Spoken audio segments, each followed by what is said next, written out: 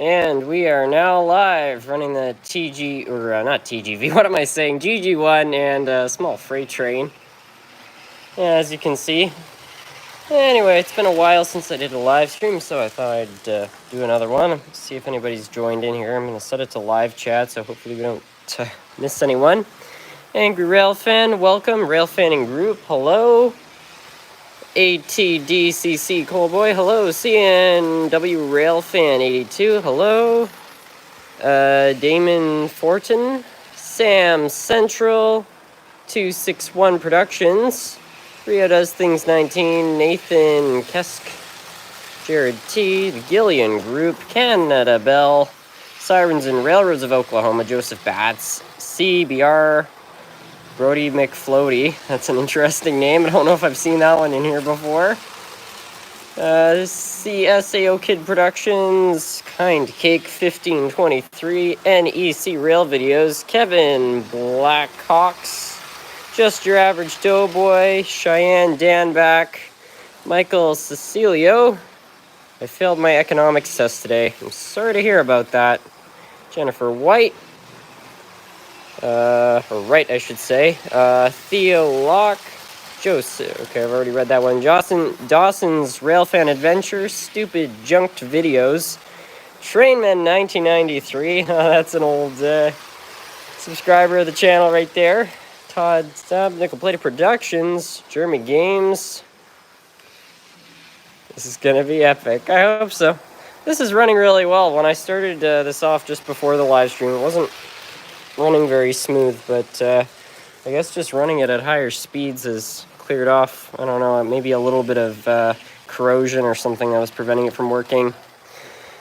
Anyway, SMT, it's officially been like 2 years since I first started watching you, and it's been fun watching you grow. Yeah, Sirens and Railroads of Oklahoma, you've been here for a long time subscriber. The channel is beginning to get a little bit older too. It just on the 3rd of October there, not too long ago, it reached 4 years old.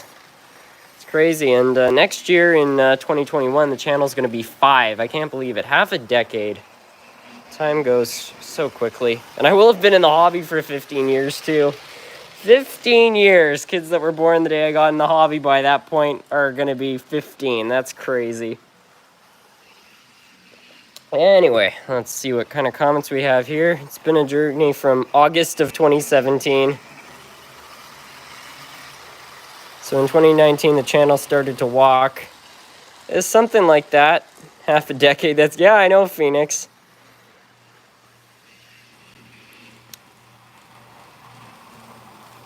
SMT, I completed my goal of making the Downeaster an HO scale. That's really cool.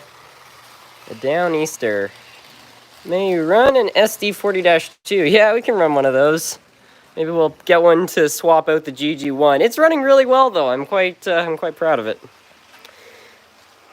Hey SMT, I know you always struggle with my last name. You pronounce it Kes K. I've been here since about 720 subscribers. Wow. Another long-time member of the channel.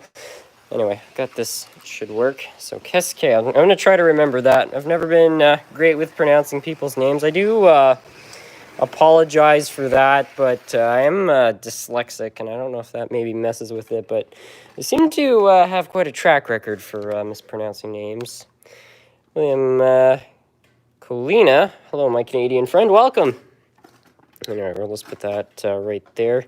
Get this on. Can you use the Triang C and rail car? I don't know which one you're referring to. I would run it. Some of the double O gauge stuff also has trouble, but it might not be a problem. But I don't know which piece that is. And I'm just going to get this engine on. It looks like a super chat arrived. I'm just going to check on that right now. Anyway, let's have a look here. I'm going to set it to Super Chat. Tyler Snyder, run the Nerf cat. Well, I mean, I could probably try to go find him upstairs. I don't know where he would be. He might be inside, though. I don't know. Maybe I'll get this thing going, and I'll try to get little Nerf kitty down here. SMT is sound sick. Yeah, it's, I promise it's not what everybody's thinking. I did have a cold a few days ago, but the person who it came from got tested and they were negative, so I'm pretty confident that it's okay. Anyway, I'm over it. I'm feeling better now, but yeah, for about 2 days there, yeah, it wasn't terrible, but you know, it's just a cold, right? SMT, what is the engine you had the most fun restoring? That's a great question. I can't think of one off the top of my head, but there have been some good ones. And I mean, there are engines like this which just apparently restore themselves, so there's that.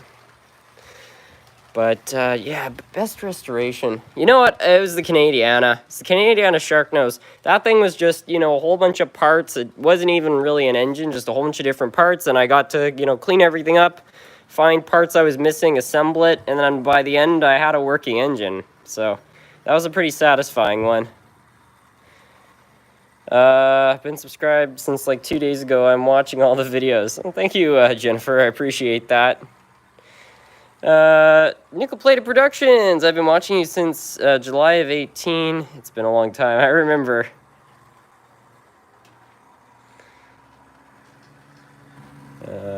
Yeah. Run a U-boat.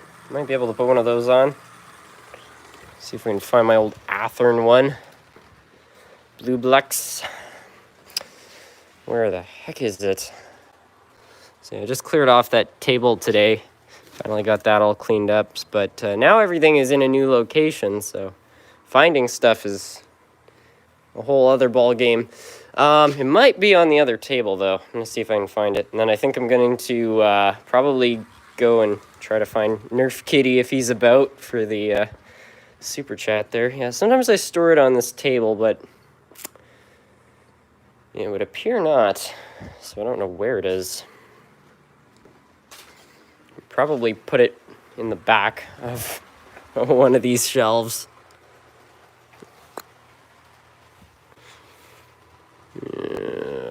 Yeah, I'm not seeing it, unfortunately, so I can't run that one because I just simply can't find it. I've been watching you since September 2019. I remember a bunch of old live stream jokes like the distinctive Dodge Rams. Yeah, I think that was a 2019 kind of meme. I love the Dodge Ram meme. Probably one of my favorite on the channel. Aiden's Texas Railfanning. Thanks for joining in. What do you think of the American accent? I don't think there's really the American accent. I mean, like, New Englanders have a particular accent, but if you go to other parts of the states, like, I don't know, California, I don't know, it's different. So, yeah, I don't know. A lot of people, when I'm in New England, say, oh, yeah, I can tell you're Canadian. You got the Canadian accent. And it's like, really? And they're like, oh, yeah, you sound super Canadian. But I don't know if it maybe just sounds super Canadian just because everybody there has a New England accent. I don't know.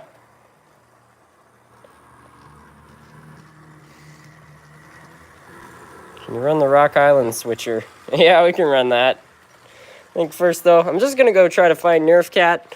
I'll be right back. It shouldn't be too long there, and then we'll see if I can find your boy. Anyway, let me be right. Let me go get him.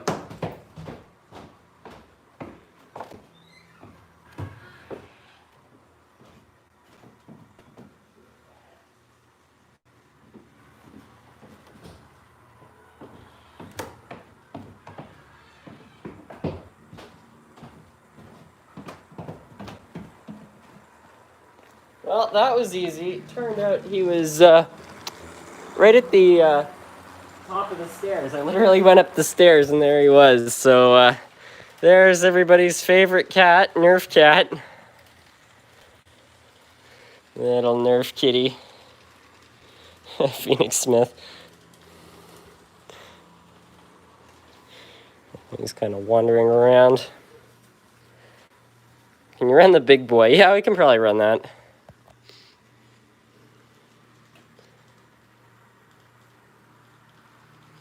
Anyway. Nerf cat equals fun. Yep. The one and only Nerf cat. I need to make a custom Nerf cat locomotive. I completely agree. I don't know if any companies will print like pictures on the front, but I would love to have an F unit that just had like Nerf cat's face kind of wrapped around the front. I think it would be fantastic. And we'd call it the Nerf Cat Express. Look at him in there. Nerf Cat Freight Lines. That's pretty good too. Anyway, we're going to bring this up here. We'll get the big boy going here. Looks like a super chat came in while I was gone. Oh, we got 2 of them. Luke's stupid junked videos. Hi, Harrison. I sent out a letter to you. Oh, thank you so much. Tyler Snyder, N3F Cat. And Tyler Snyder also posted another super chat for funding for the Nerf Cat Express. Well, thank you so much for the super chats. I'm sure Nerf Cat will get his dream train soon enough. Anyway, let me set it right back to live chat there. And, of course, for all the super chats, I must say, Serenity! Black's Land Ridge 3. Do you still have the boxcar with the first 100 subscribers on it? I definitely have it. I didn't throw it away or anything. Whether I know the location on it is a whole other story. But I promise I still have it. I mean, I wouldn't throw that out, especially since it's sort of cool that that boxcar contains, I mean, the very first 100 subscribers of this channel. So, yeah, and you're on it, obviously. Anyway, we're going to get the big boy going here. SMT needs more shelves. Yeah, I need to make a trip out to IKEA. I don't know. Put one like, right there. Yeah, I like this shelf, though. That would certainly be a blast from the past. You need to find it. I can look at my bins. They're a bit of a nightmare, though. Like a lot of things on this channel, they need to be organized.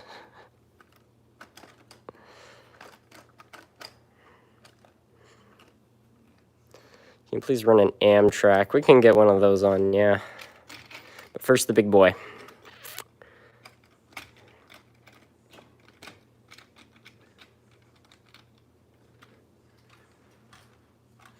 Oh, so. Nice. You hit the stream to 100 likes. Yeah, exactly. It's like some channels, they're going to ask you to smash the like button. I don't want people to smash that like button. I want them to annihilate the like button. That's how you do a good live stream. I love how over-the-top YouTubers get about that stuff. It's great. What's your favorite engine? It's either the Hiawatha or my childhood train. You can't see very well, but, well, the HCW's 909 steam locomotive. Love the big boy. Thank you for running this. Yeah, no problem. Yo, when the merch coming out, Maverick? Yeah, I haven't really got working on the merch, but I think at some point this channel will have merch. Probably start off with something. I don't know if I have any down here at the moment, but David Z to G scale sent. Let me just move a few of these letters, a few of these SMT mainline caps, and I don't know. I think this would be really cool if we could get these out. People could buy them, and then at train shows, we know who all the SMT mainliners were. Might be fun, and then kind of go from there. But yeah, no time frame for that. Just guessing. Hey SMT, have you heard of the new 2662T at the 1800 train in Black Hills, South Dakota? Now one of 2 running. They got one running. Wow, that's cool. Where did you make/find the logo? It's a cool logo. The logo is just something I developed myself. My channel needed a logo. I really didn't intend for it to be what it was, but I was sort of just fooling around on my computer, and I really like, you know, the colors red, white, and blue, so I was like, okay, that's a good start. And then, I don't know, I wanted it to have just sort of like a kind of a cool, just tilted look to it, so I got that. And then I was going through the text, and I found that one, which was sort of cursive, and I was like, oh yeah, that's it. So then, and there the logo is born. And yeah, I don't know. Thanks to the subscribers on this channel, it seems to have found its way onto a fair amount of stuff. Oh, I got a super chat from VH3. Thank you for this super chat. I do appreciate it. You need to watch the Big Boy song, then recreate it. Well, I don't know. I don't think I'd have too much success in the music business. How long does it take to restore a train? It really depends on what you're working on. Some things only need a small repair. But others, I mean, there are some that I've had to work on for many hours. Probably upwards of... Well, some of them would be the equivalent to days, really, like the Hiawatha. Who knows how many hours I put in on that. The thing is, it's never really in one go, especially if it's a complicated one. You know, you go at it one piece at a time, and then sometimes you take a break and kind of assess the situation, and sometimes you come up with a new idea and go at it with that. So, yeah, there's not really a specific amount of time. It's just sort of what the situation is and how you handle it.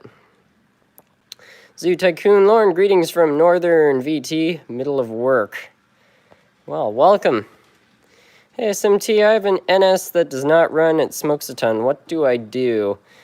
There's not a whole lot I can identify off what railroad it's by. If you know who it's made by, that might be a help, because some engines have, let's just say, common problems. But one thing that I would say... Oh, my voice is going out. One thing that I would say is smoke is one of two signs. It's coming from the motor. That's where smoke... if an engine's smoking, that's where it's coming from. But there are two things in the motor that could be smoking. The most common one is the commutator. That's where the electricity is transferred to the coils of the motor. I have one around here somewhere, so I can show you. So here's your armature. This is what's inside your motor. And if you look right here, you can see there's these little tiny gaps. And what happens is the brushes which rub against this, little bits of them will break off and they'll get caught between there, and over time they will actually start to short and burn. So that can cause smoke, and because it's burning this, so you need to clean it out. In most cases your motor will be okay, but the other thing that can happen is that these little metal coils, you can't see it, but there's a very thin layer of insulation. If these coils get too hot, they will melt that insulation, and they'll touch each other, and eventually they'll get so hot it will just short, and the insulation will burn up, and that's the end of that motor, unless you want to buy wire and go about rewinding it, but that's never easy. So yeah, that's where the smoke's coming from. It's one of those two things, but if you know the make, I could probably help you a lot more. Anyway, oh, looks like we got another super chat. Let me see who it's from. Oh, Holden. Nerf cat, be like, my human always walks around the camera. Also, can you run the really strong SD40-2 and Serenity? Yeah, absolutely. Yeah, I'm sure Nerf cat would think something like that. Anyway, here's the quite powerful SD40-2 because it has some ridiculous gear reduction on it. It also doesn't have a coupler. It's probably so strong it got, like, yanked out or something. But anyway, we can at least pull this little freight train around. The thing that is kind of annoying about it is it has such a gear reduction that even when you gun it, it doesn't even go that fast. Nuts and Bolts 77, the Nerf Cat Express Fund. Well, now I've really got to make this thing happen. I don't even know where I could do something like that. There's got to be someone or some organization that knows how to wrap photos around HO scale pieces of equipment. Anyway, thank you, yeah, so much for the super chat there. Let's set it back to live chat. Have a long train for my birthday. Is today your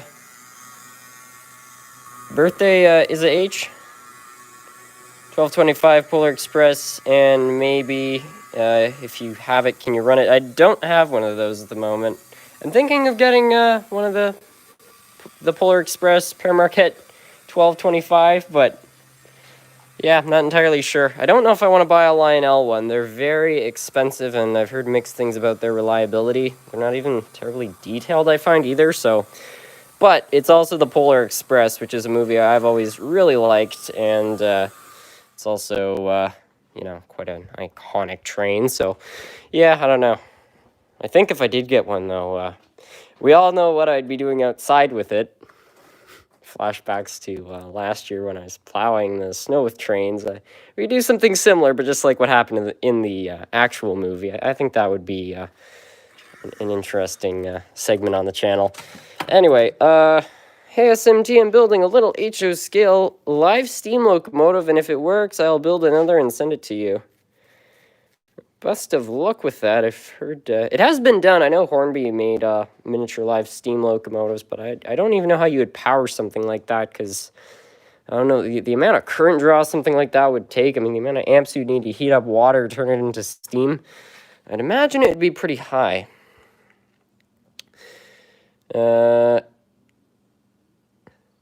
I'd love to get the Hogwarts Express myself.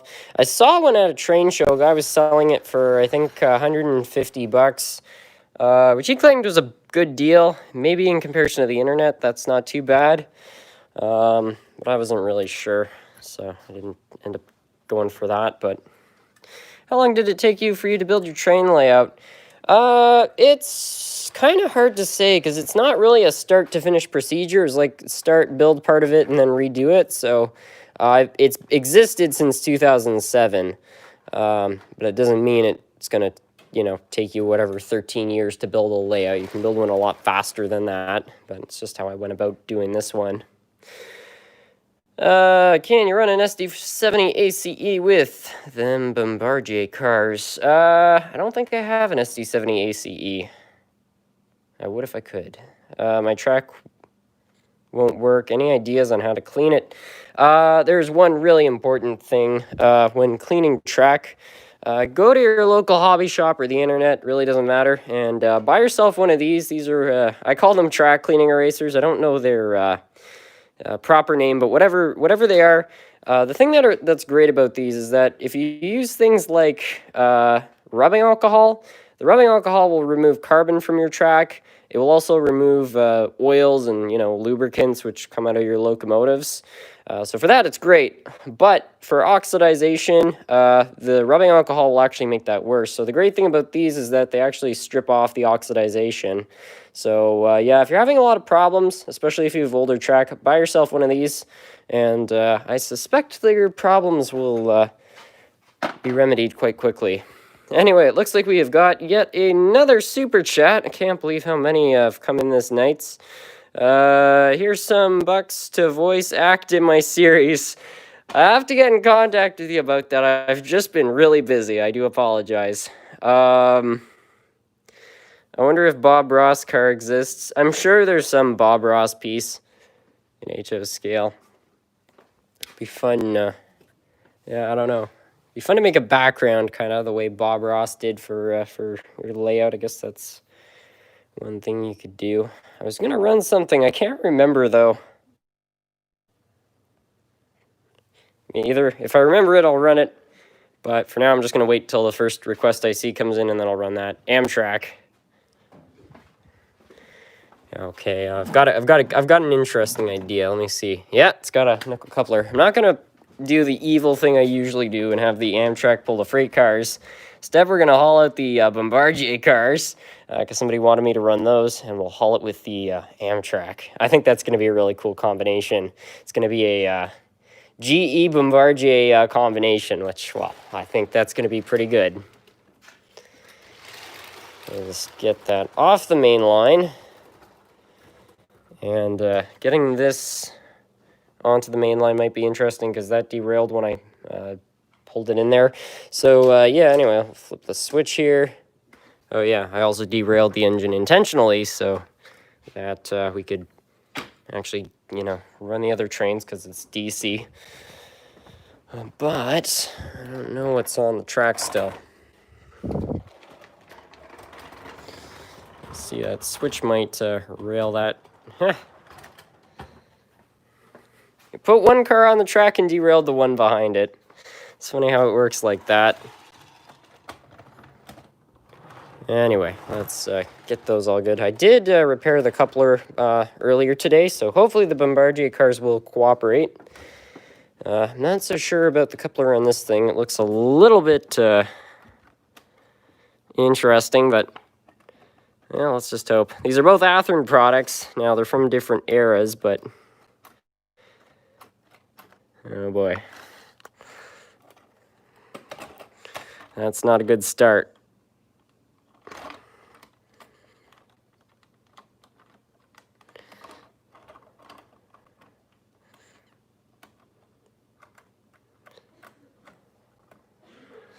Yeah, I think these are going to detach, but we're going to go at it anyway.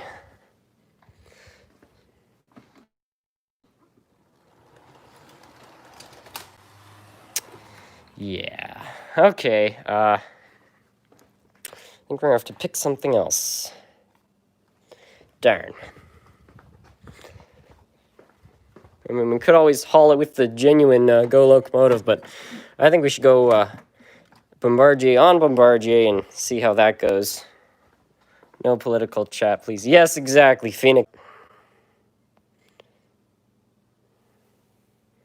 All right, I think we're back. I don't know what happened, but anyway, we got the Bombardier cars on, and looky here. They fit practically perfectly, so I don't know. I guess this is meant to be. Maybe not the greatest match looks-wise, but it will be all right. Oh, wow, the LRC engine takes off nicely. Used to running with the Athearn F unit. This thing has so much better torque at lower speeds.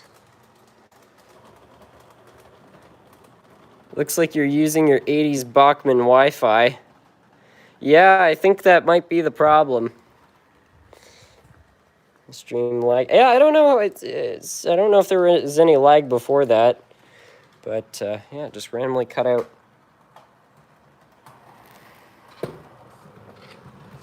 Yeah, this is a pretty good train. I think Joseph Armand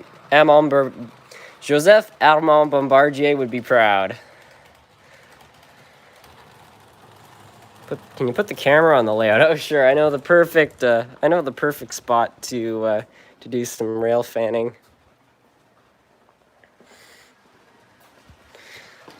Okay, yeah. Here I'm gonna turn into a rail fanner for a moment here. Here we are waiting on the Montreal Quebec sub-corridor, waiting for the Bombardier LRC hauling the Bombardier double-decker cars and the mid-train DPU. We're currently standing at milepost 38 as the train approaches.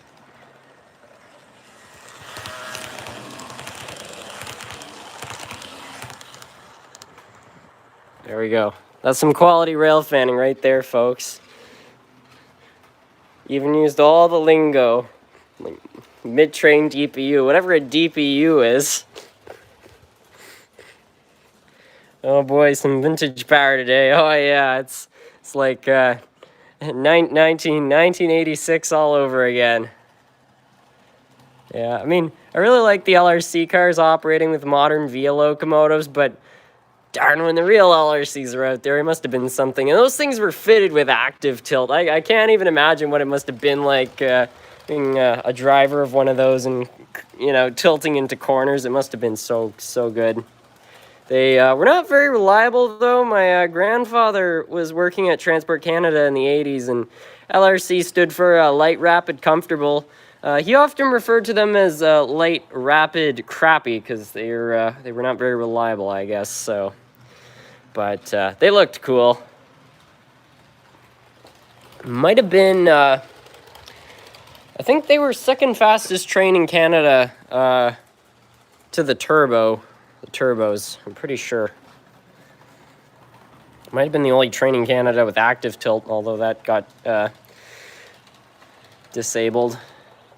SMT, a DPU is a locomotive that's in the mid or back. It's remotely controlled. Yeah, I've heard about that. I was just kind of messing around because I hear rail fanners always talking about that stuff when they're doing rail fanning videos. Nickel Plate Productions, Team LRC, exactly.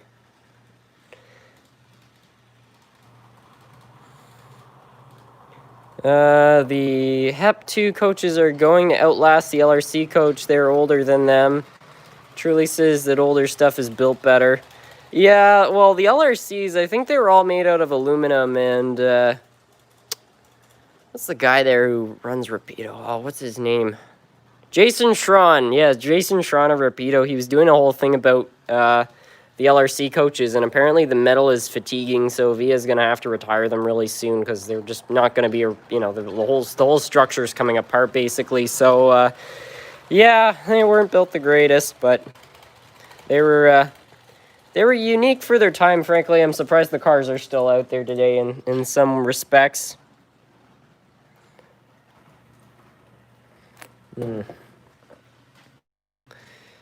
I'll be obtaining a Canadian flag to show my support of Canada. Yeah, your Canadian viewers will love that, Nickel Plated Productions.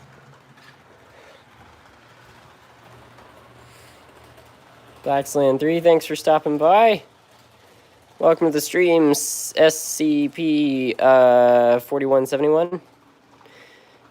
Brandon Pratt, I just got my new N-Scale Nebraska Zephyr today. It looks very good. The detail on it with the rivets and metal panels. I hope to be able to get it set up soon. Well, once I get space for it. Oh, that's exciting. SMT, I'm surprised that Rapido hasn't sponsored you to do a review of one of their new locomotives. Yeah, I don't know. I don't even know if any people at Rapido watch this channel. Of course, my channel's name did make an appearance in one of their videos recently. They were doing a tour of some train club, and a subscriber of my channel wrote my channel's name on a board, and it made it in the video, and I got a lot of comments about that, so I thought that was pretty funny. But yeah, I don't know. I get the impression, I mean, I don't even get the impression. This is something that I know. This is probably not a company's maybe dream channel to sponsor, because I don't really fit the bill, I think, for a typical model railroader. You know, I collect a lot of older stuff and have some interesting opinions on companies like Bachmann, so I don't know if that's maybe sponsorship material right there, but I'm just here to have a good time, so frankly, I could... I'm happy one way or another, really. SMT, I'm contemplating getting a Canadian flag, so I figured I'd ask Canadian if I should get it. KNE. What's KNE? Well, if you're asking if you should get one, I'd say so. I don't know. I like the Canadian flag. I mean, I should. I live in this country. America's flag, I'm not going to lie, though, it's a little bit more impressive than the Canadian flag. I mean, I love the Canadian flag, don't get me wrong. I think it's beautiful, especially the great big maple leaf. I mean, it's just fantastic. But America's flag, I don't know. There's just more going on. I'm just going to... Oh, yeah, that's what I wanted. Yeah, we're going full 1980s Bombardier now, although I'm going to get those cars off the main line. We're going to let the LRC run around with these for a while, and then maybe we'll run some modern Via with them. Might be good. The Unknown Challenger, welcome.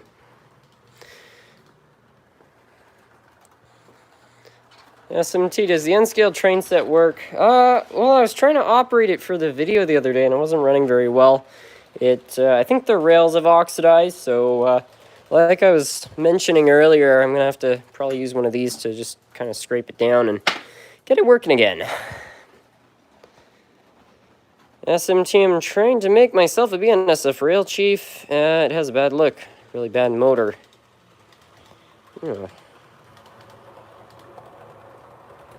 Heard of the Lac Mégantic accident. Oh, yeah, I mean, that was a really big deal for, terrible tragedy. It was all over the news, but also just a big deal for the province. Nothing like that, you know, not a whole lot like that had really ever happened, especially in recent history. So, yeah, it was a pretty shocking thing. SMT, is your daylight still working? Because, didn't you talk about having engine problems? It's not really running. It can run. I have to put air quotes around the word can. But basically what's happened is that the drivers are not 90 degrees apart. And what happens is the drivers need to be exactly 90 degrees apart, because if they're not, they will actually kind of get stuck, which is called binding.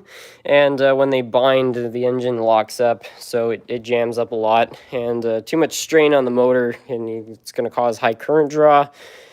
And if you're not careful, you'll end up with a burnt-out decoder or a burnt-out motor. Both are bad. Plus, obviously, I don't know, you're not going to have a very enjoyable run if your steam engine isn't running very smooth. So, yeah, I don't really run that one. You need to get an AmRoad locomotive. Yeah, or I could just convert one of my Canadian Pacific Canadian Pacific F units to AmRoad. Yeah, SMT, what's your opinion on the Via Rail Charger scheme? I might not have a very popular opinion on this, but I actually don't think it looks too bad. I know a lot of people really don't like it, but I don't know, with most modern stuff, I have pretty low expectations for how they're going to look cosmetically, so I was actually pleasantly surprised to see that's what they had come out with, so not too bad. I like the Charger engines in that case, too, because the Chargers, without the streamlined front, those things look god-awful. I really don't like those, but the ones Via's picked with the streamlined front, same with the ones Brightline has picked, those don't look half bad in my opinion, so I think they've done an okay job. They're probably going to be quite efficient too, which is nice.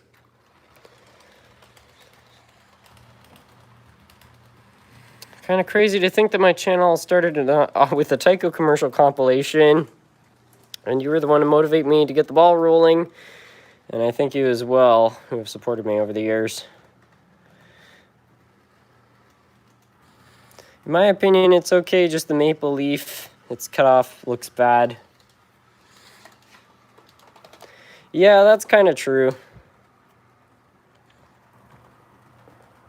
I was looking the other day, I found out Bombardier actually made a third-generation Talent. I knew that about the second-generation Bombardier Talents, and I really don't like the second-generation Talents. Really ugly sets, but I have to say, I think Bombardier did a really nice job on the third-generation Talents. I don't think they're quite as slick as the original 90s/early 2000s Talents. I mean, those things are just fantastic, but still, it's good to see they took a good step in the right direction.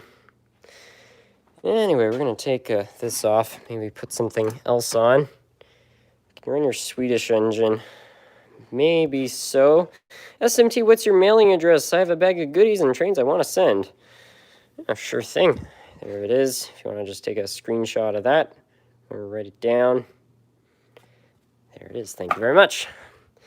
Amtrak LRC, Canada and America, like American Airlines flying to Europe. Yeah, Amtrak's LRC didn't last very long. I think it was like around for 4 years. I could be wrong. It might have even been 2. I really can't remember. But yeah, Amtrak, I guess, wasn't too happy with the reliability. But Via was in a bit more of a bind at the time because they had, I think, the F units, which were diesel guzzlers versus the LRCs, which I'd assume were a lot more efficient. So they had a deadline. They had a good incentive to want to buy those. DB Tech, thank you for joining in. Can you run a Sioux line locomotive? That's a request we don't get very often, so sure. Let's see, too. It looks like we got yet another super chat. NEC Rail videos. I got a few things to say. A1, fun the Nerf Cat Express. I think Bachman will hook you up. Of course they will. Run the Hiawatha and do a cool Railfan spot. That sounds good. Not the Bachman part, though. But yeah, we can definitely get the Hiawatha going there. But first, we're going to run the Sioux line engine.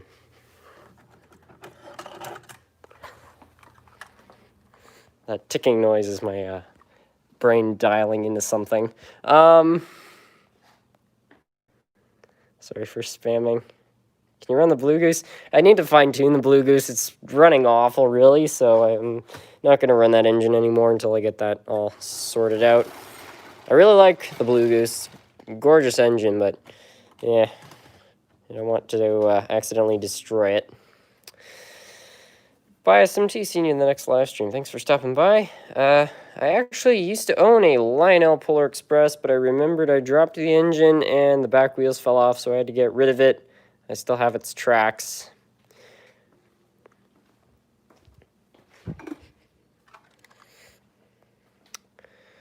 Crude Caboose Railroad. Hey, SMT, can I get a shout-out? Absolutely. That meets our shout-out guidelines, so everybody go check out Crude Caboose Railroad, who is only 6 subscribers away from their goal of reaching 50. Anyway, here's Phoenix Smith's request for the Sioux line. Sorry for spamming, but please, SMT, can you get Nerf Cat? I want to see him play on the layout. I don't want to put, I don't force Nerf Cat up on the layout. If he jumps up here, that's fine, but I don't know. I already had him down here. I don't want to bug him too much. NEC Rail Videos, shout me out. I finally passed 40. Everybody go check out NEC Rail Videos, who's apparently over 40, and I guess is trying to reach 50.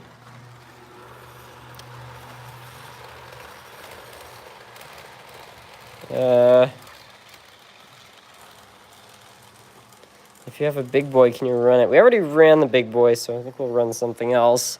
In particular, the Milwaukee Road's one and only Hiawatha. Should go get those LRC cars. They actually look really good with this. Funny enough. The game is up, Starbucks. It's time to... Whoa, nickel-plated. What are you going on about? Never make a cat do something it doesn't want to. Yeah, exactly. That's why if Nerf Cat comes down here and he jumps up here and stuff like that, it's totally fine. But I don't know.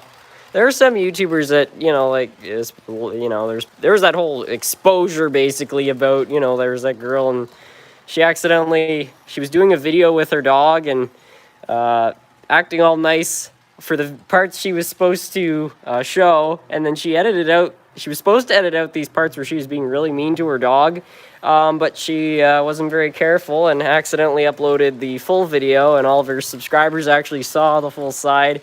And yeah, there's just a lot of YouTubers, and they do kind of messed up stuff like that. I don't know. I just yeah, why do that, you know? So Nerf Cat wants to come down here and participate in my videos. I have no problem with that, but I'm never going to force him to do anything like that. We're going to fix the Yellowstone likely sometime next year. I don't really have a deadline for it. There's just too many other things going on, but it's still a project I want to get done. Built for fun. SMT, can I get a shout out? I'm at 40, aiming for 50. Absolutely. Everybody go check out Built for Fun. You have 2 Hiawathas. Yeah, I've got the 1951 Rivarossi and some late 2000s, early 2010s Fox Valley one. Can you run the mow equipment? Maintenance of the way. You mean like the speeder set? I can run the speeder. I still haven't got the replacement linkage for that though. Hello from Georgia, USA. How are you? I'm well. How are you? You run the Quebec and Gatineau locomotive from Atlas. Sure. And, this one's looking a little worse for wear because I ran it like heck when I was a kid.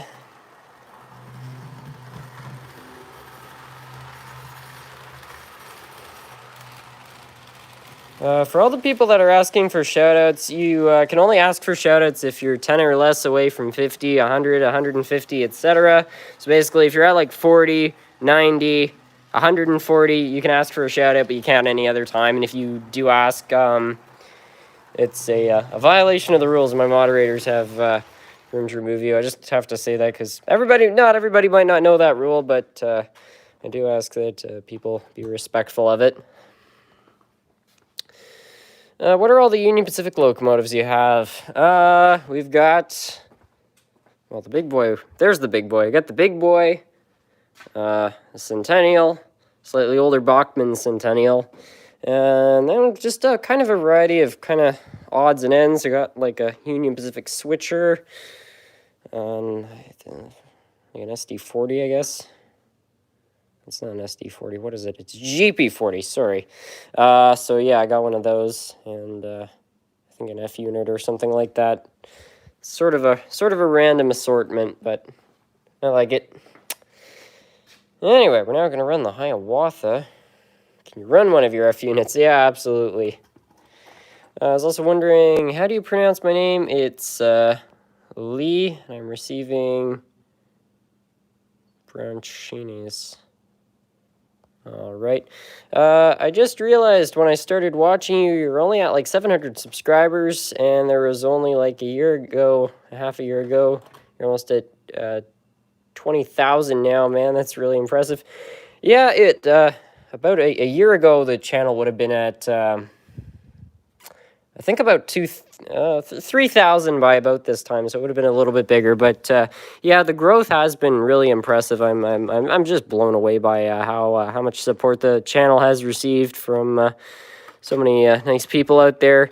I mean, yeah, within since January, the channel has tripled in size. It's just crazy. Every day when I get up, I can't believe just how much things have changed.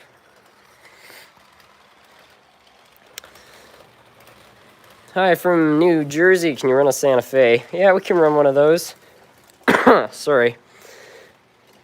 Also, don't lie about your sub count, please. Trainman, that's a very good point. I do not appreciate it if people are fudging their numbers just to get shout-outs. It's not moral.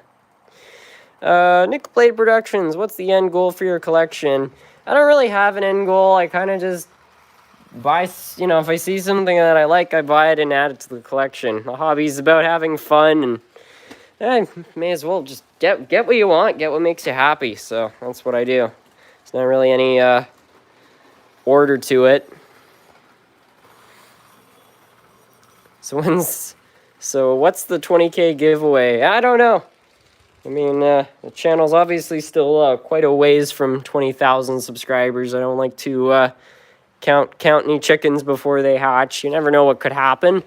But if it were to hit that, I don't know. I'd like to do something interesting. Don't forget to do the Railfan spot. Yes, of course. I'll just let the train go by a couple times, though. I won't narrate it. I don't know if something happened to my camera. It's looking kind of...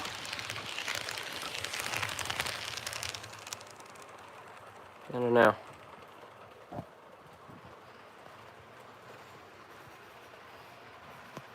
See, will it focus out there? Okay, yeah, it's still working all right.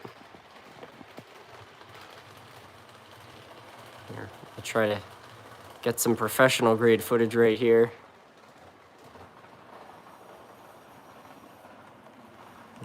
Yeah, slowly zoom out. Wonderful. All right. Built for fun. What's your oldest locomotive? It's either the Hiawatha. I've got a couple others which are up there in age. I think this one was made in the early 50s, maybe late 40s. I don't entirely know. I've also got this kind of weird German one, which might be from the 40s. I really can't say, though. Do you want an O-scale F unit? Oh, it sounds like fun. Carter McCord, hope you feel better, SMT. You sound a little rough on the rails, my friend. I sound way worse than I am. A couple days ago, I was, not...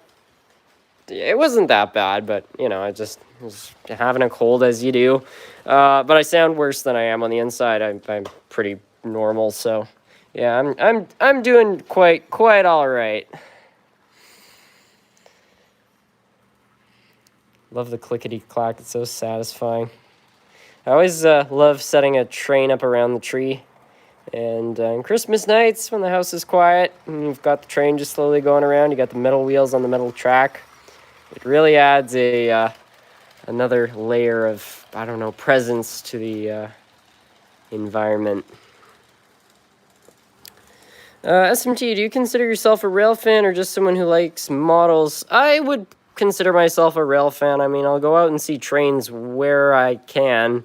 I would probably do a lot of rail fanning if there were a lot of trains in the Outaouais. There's just really not a whole lot of rail fanning action going on. I mean, we've got in Gatineau the train going up to the paper mill there, but that's once a week, so that's about the only activity pretty much near me. And then there's the Walkley Yards in Ottawa. That's not terribly far, but Walkley Yards is really not that active either. We've got the Via trains, but seen those quite a bit. So yeah, I don't know. There's just not a whole lot of rail stuff going on. You kind of have to go out to a place like Smith Falls, which is about, I don't know, maybe like a 45-minute drive to do some proper rail fanning, because there actually is some activity. But I don't know, driving 45 minutes, yeah. SMT, I only live a few miles from an NS main line. SMT, you've got a rail speeder. Have you heard about a group called NRCAO? I haven't heard of that, no. If it's some sort of speeder group, I don't know if they'd want to accept my speeder, though. My speeder has a lot of problems. I mean, the wheels are too narrow. The Amazon listing said that they were a certain size, and they turned out to be half of what they were advertised for. So, yeah, as a result, I think they're 2 inches wide, so they just can't account for much of a change in the rails, which is a problem that haunts it a lot.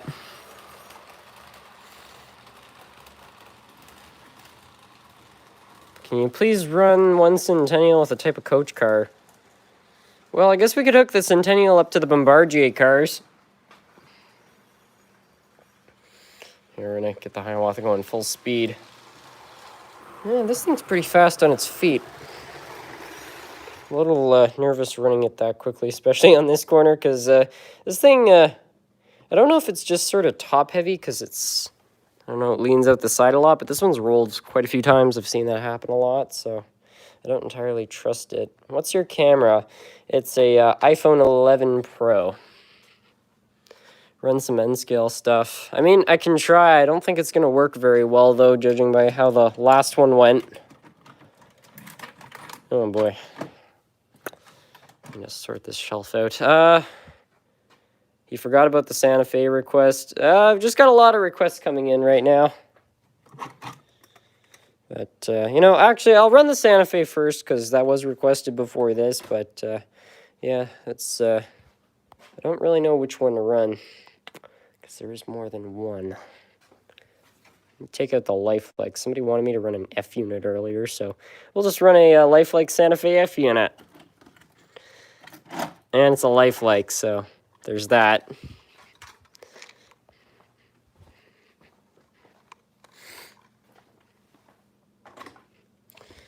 Yeah, I just need to find the conversion car, which is right here.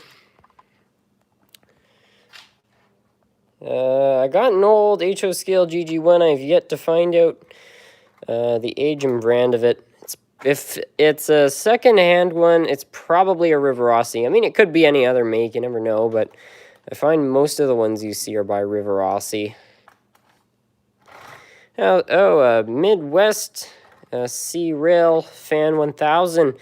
How's it going, SMT? This is my first time catching a live stream of yours in a good while. I'm very well. How are you? Oh boy, that was kind of inevitable. Oh well. Gee, this knuckle or horn hook coupler is not working well. It's got like a height issue or something.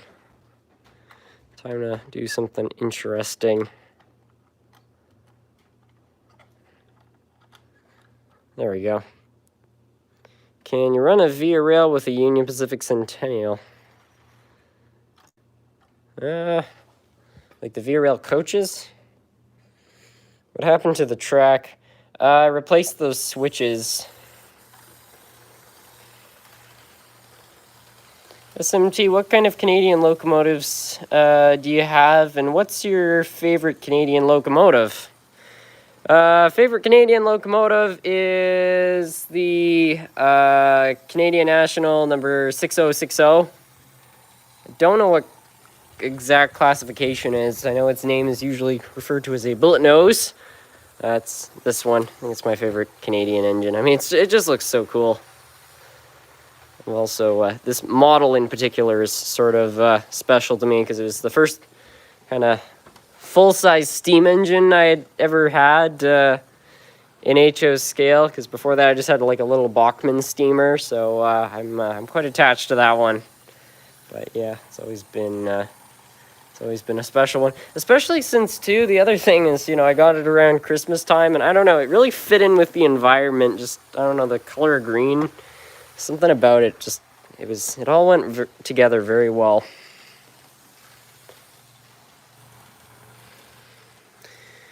Is there such an HO locomotive legacy? What would happen if I run it on DC? What are you trying to run it on DC?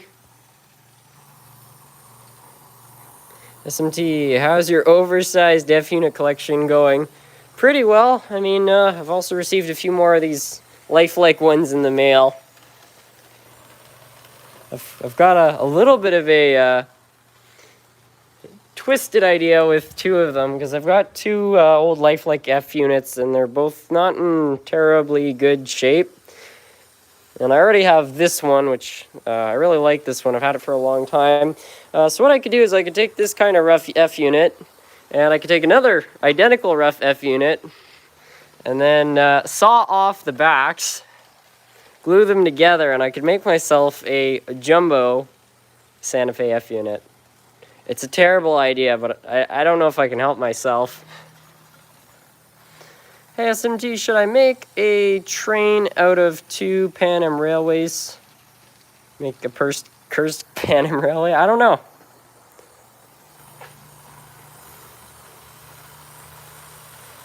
Can you run the Quebec and Gatineau near the controller?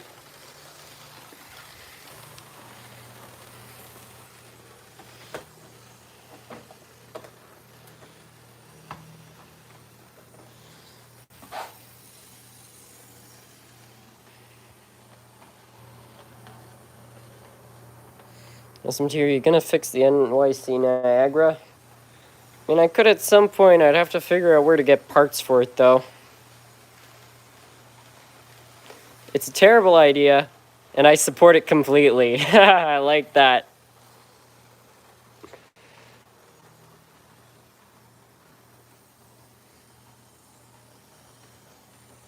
Will you make an AmRoad unit with the Canadian Pacific F unit? I guess I could, really. Because I've already got a Canadian Pacific F unit I'm not too attached to. And I know you can buy the AmRoad scheme on eBay, so I could do that and then make one.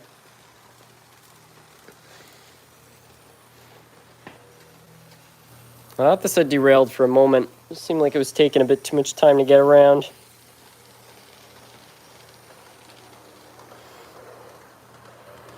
SMT, there's no such thing as dumb ideas, just a happy little accident. Yes, happy accidents, in the words of Bob Ross. But, yeah, I don't know. Probably really make the blood of the model railroading elite boil, but they don't like me much anyway, so I guess it doesn't really make a difference. And the point of the hobby is having fun, so I don't know if I want to make some really over-the-top locomotive. I might just go ahead and do it. I think I'd have to give it an interesting name, though, because, of course, this is known as the, Super Chief. But if I put two of them together, I don't know, would it be like the Super Duper Chief or the Super Chief? It would have to have some sort of a name that would suit it, so... yeah, I don't know if anybody has any ideas for that, but it needs to be kind of... it needs to be impressive. Anyway, now we're going to get the Centennial pulling the Bombardier cars. The Super Duper Chief sounds good. The Ultra Chief. Okay, that's pretty good too. I like that. Run the GO train, please. Well, we'll kind of run it.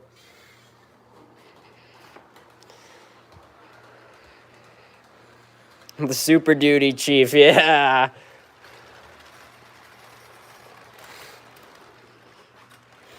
That one's really good, actually. The Giga Fay. The Mega Chief, the Platinum Chief. Oh, these are all really good. The little boy, I don't think that one's very effective. The Super Santa Fe Chief. The F77. Oh, that sounds kind of good too. The F77. Super Ultra Platinum Chief. Stefan. Uh-oh. Every model railroader knows that sound of wheels hitting ties like no other. Anyway, Stefan Menzies, I really don't think I'm pronouncing your name right. I apologize for that. But anyway, hey SMT, good evening. Have you considered getting a GE Genesis loco? Can you run the big boy with the Centennial attached? I haven't considered getting one of those. I was about to run the Centennial, but a lot of people want to see the big boy run, so we're just going to run them both. Oh yeah, it's going to be quite the interesting train, I think. First, we get some wonderful Bombardier cars. I have a DCC Sound Santa Fe unit that used to have a quiet motor, but now the locomotive is very loud. Any advice on how to fix it? If an engine was quiet, it's making a lot of sound, it's probably a lubrication issue. I mean, there's also issues of like dust and stuff getting in, but you know, lubricants, obviously they're just gonna cause less friction. And obviously when engines leave the factory, they fill them with all sorts of different oils and greases and things like that, but over time those will dry up. Or also lubricants, they fall and they'll sit at the bottom and things won't get lubricated. So I would try to figure out how to open the engine up and just lubricate a whole bunch of stuff with some nice, go to your hobby shop and get some like Labelle lubricant. I'll see if I can find it. This is really good for gears, Labelle 102. And if you're going to lubricate a gear worm, you get yourself some of this, Labelle 106. I'm not sponsored or anything. This is just what I use. But yeah, any grease will really work. And yeah, I suspect your problem will go away. Rest in peace, TGV. Yeah, it's a little tilted right now, but it will be all right.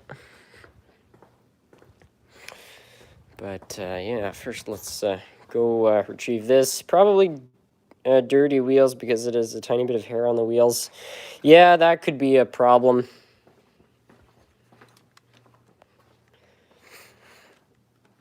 Today something special happened. What's that?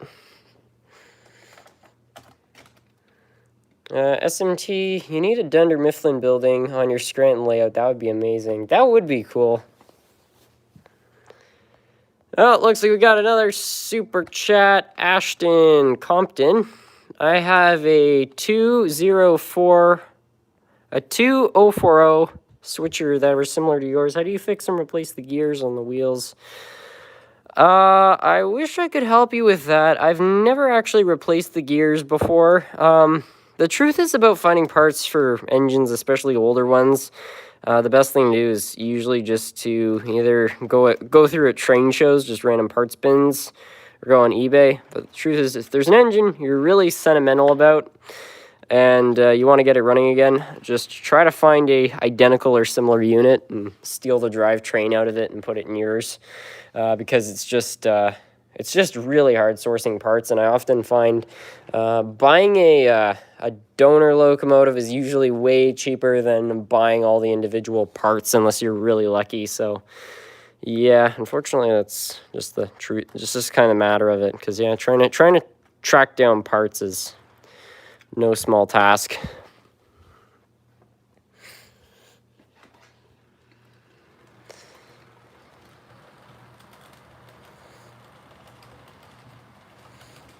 How's about the Super Duty Santa? Might not be bad. Anyway, thank you for the super chat. N scale. Just gonna see if this, if those cars come apart, and then I guess we can try to run something on the N scale layout. I don't think it's gonna go very well though. Knocking over the TGV at 3 a.m. scary. TGV answered. Oh my god, not clickbait. Yeah, that sounds like a great video title. Wow, look at that. I'm gonna have to find, I've got one of those little coupler height devices, so I have to figure out if either the coupler height's off on these or off on those. For some reason, I think it's the cars, because a lot of stuff seems to get disconnected there. Can you run one of your Pennsylvania locos? Yeah, I suppose so. So we'll try to, I don't even know if this would work, but I've got one that comes to mind. That one right there. Proto. Hey SMT, where and how's your cat doing? How's the rail runner going? Oh, the cat's doing well. He was actually down here. If you go to, like, earlier on in the stream, somebody asked that I bring him down, and he was at the top of the stairs, so I brought him down then.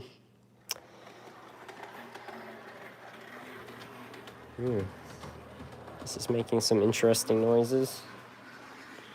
Running efficiently, though. Look at that. That's crazy. Yeah, even working under pretty intense load, this thing is running pretty well. Just gonna gear it down just a little on this hill. Yeah, Proto. They did a good job with their engines. I'm quite impressed with how this is handling this layout. Yeah, it's kind of fast too. Not too shabby. How long did it take to build that layout? I've been working at it on and off since 2018. You could probably build this layout within a year if you had the time. I think the thing I'm probably most proud of on this layout, sorry, is, though, I don't know, I pretty much got what I want, and this layout was dirt cheap. I probably haven't even sunk $100 into it, which is really not bad for a layout. I mean, this one cost like $350, and I don't even know what this one would be with buildings, etc. This one is, it's all used buildings or pieces I already had. It's all track I already had. And the mountains and everything like that, it's all cardboard and paper and paint from the dollar store. This is like such a dirt cheap layout. So, yeah, I don't know. I'm happy with how well that kind of went. It's a lot of recycling, basically. Hey, SMT, what's your local train shop? I usually go to Hobby House on Montreal Road in Ottawa. It's located in the Vanier part of the city. If you're familiar with with Ottawa. Can you run the Ontario Northland? Yeah. When's the next tour in Hull? I don't know exactly. My mom and sister were talking about going up to Merrickville, so if the store is open, I might go there again. But other than that, it's sort of difficult to do those types of videos because before the events that be, the thing is that I was doing a lot of traveling. So, you know, I was going up to Maine where there's a lot of places where I buy trains. I was going up to Florida where there's a whole bunch of places that I buy trains. You know, all these different places. And now that I'm not traveling to the States or really anywhere else, it's pretty much limited to just the stores in the Outaouais. And there's not very many because we've got Hobby House, which is the one that is closest to me there. So there's that. Which is a good store, but I've done a bazillion videos on that. There's the Hobby Center, which is another great store, but I've done quite a few tours of that. And then there's Larkspur, but I've also done a lot of tours of that. So I'll keep making videos of those stores as new stock rolls in, because, you know, it's just interesting to see what they have each time. But I don't just want to make a video every single time I go to the stores, or else I think it would get pretty boring just seeing the same store over and over and over again. So yeah, I wish I could do more of those videos. They're a lot of fun to make, but it's just kind of the situation at the moment for them.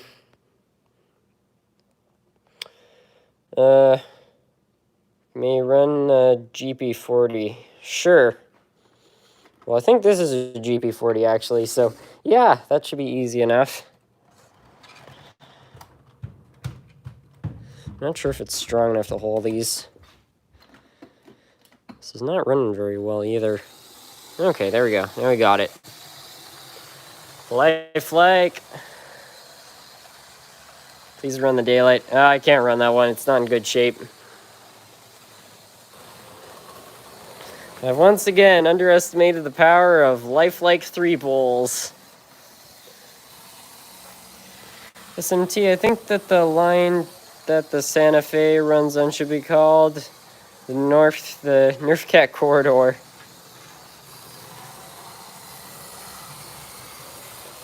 Have you heard of HO Collector Magazine? It covers history of HO train, and I think it's something you'd really enjoy. I have heard of them. I've actually, one of the editors at there has contacted me. I think Tony Cook is his name there.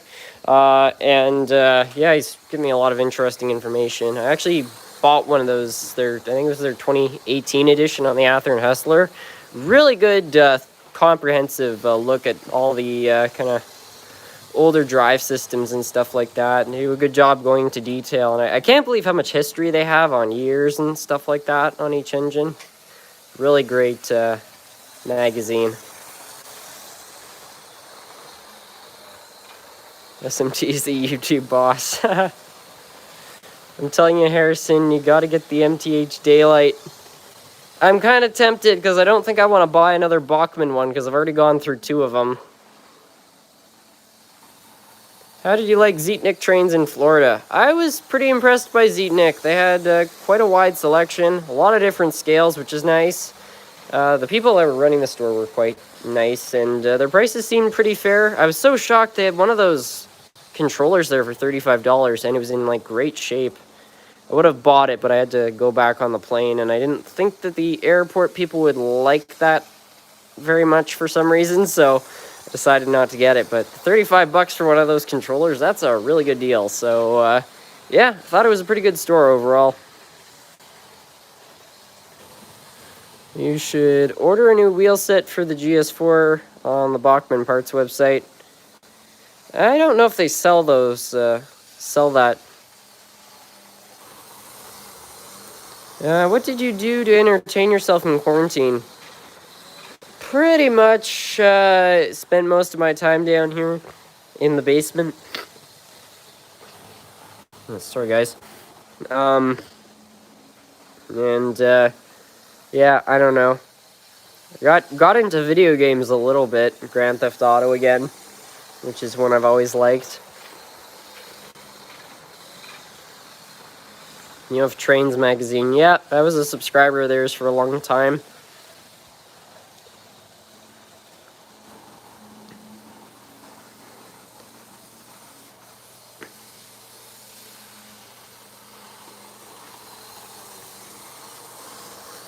If you ever visit Pennsylvania, you should stop and lanes. So lots of crazy engines. Trains and Lanes. I haven't heard of that store before. I went to a hobby shop in Scranton, Pennsylvania. It was one like in the downtown, pretty close to the mall at Steamtown. I can't remember the name of that store, but sort of interesting.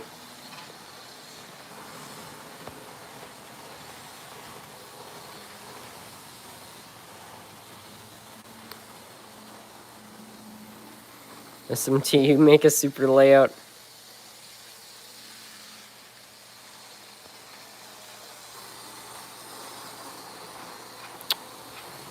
Got a lot of repeat comments. I don't know what's happening here.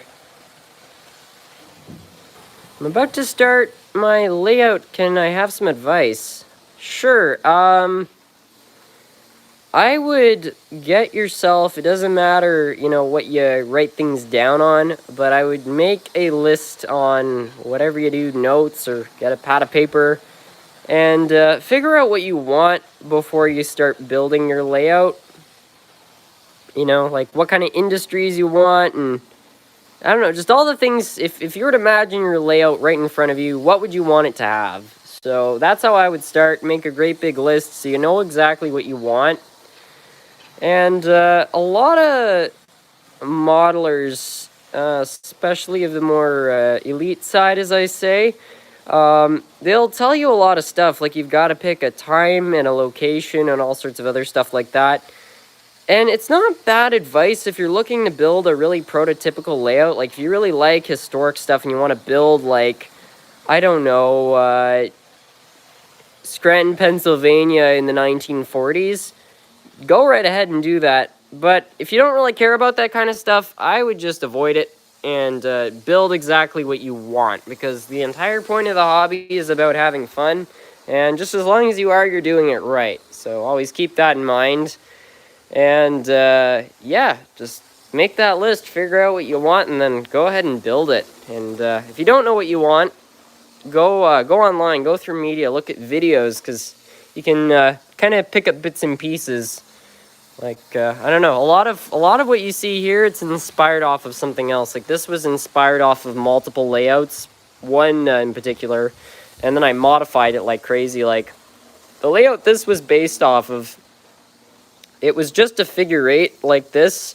It had the hills, and it had one loop of track there and another end, and they both ended, and there was no track running around the outside. So what I did when I found this design, I left the figure eight in place because I really liked it, and I left the one spur track.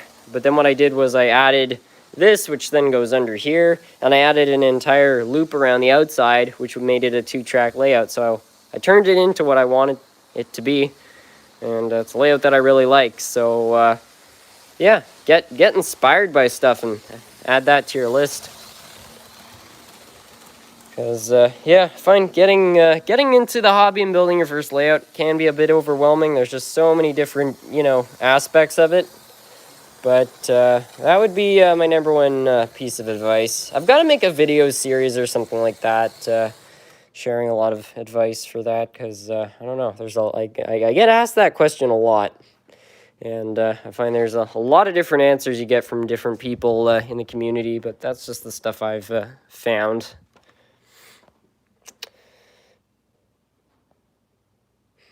Do you have anything from Kingston Locomotive Works? I don't know if I do. I don't know a whole lot about Kingston Locomotive Works. I assume you're talking about Kingston, Ontario? I don't know. There are Kingstons in other places. Your channel's called Perth Railfan. I'm not sure if you're talking about Perth, Ontario, or maybe Perth, Australia. I did my first restoration ever today. That's cool.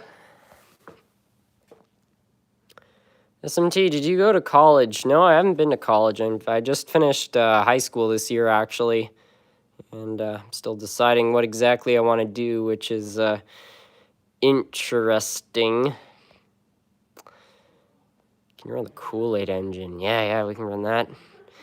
SMT, Trevor, Michael, or Franklin? I personally like Trevor. I think Michael is probably my favorite character. Just, you know, I don't know. I guess, I mean, he's crazy, but I don't know. He has a family, so I guess maybe that's why he's a character to be a bit more sympathetic towards in a way. But I like all three of them. They're all interesting characters. Franklin, I think, is probably the most rational of the bunch, though. Trevor is kind of fun because he's just psycho, but still has random bits of values here and there. They did a great job with that game. Here it is. I'm just going to move some stuff over. This is not really a great thing I've got going on up here.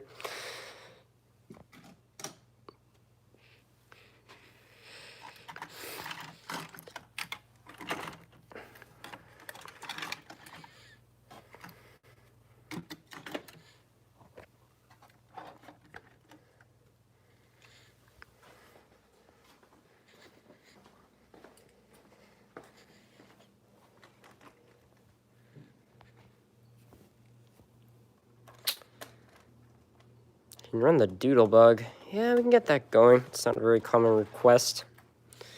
It's kind of... It's not a bad combination there, actually. Would you rather Hornby or Bachmann?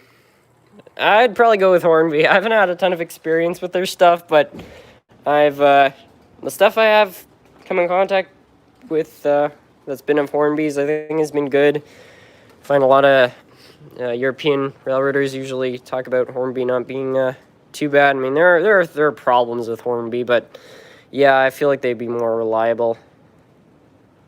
Bachmann's hasn't got a clean slate in my books in a lot of ways, especially for reliability.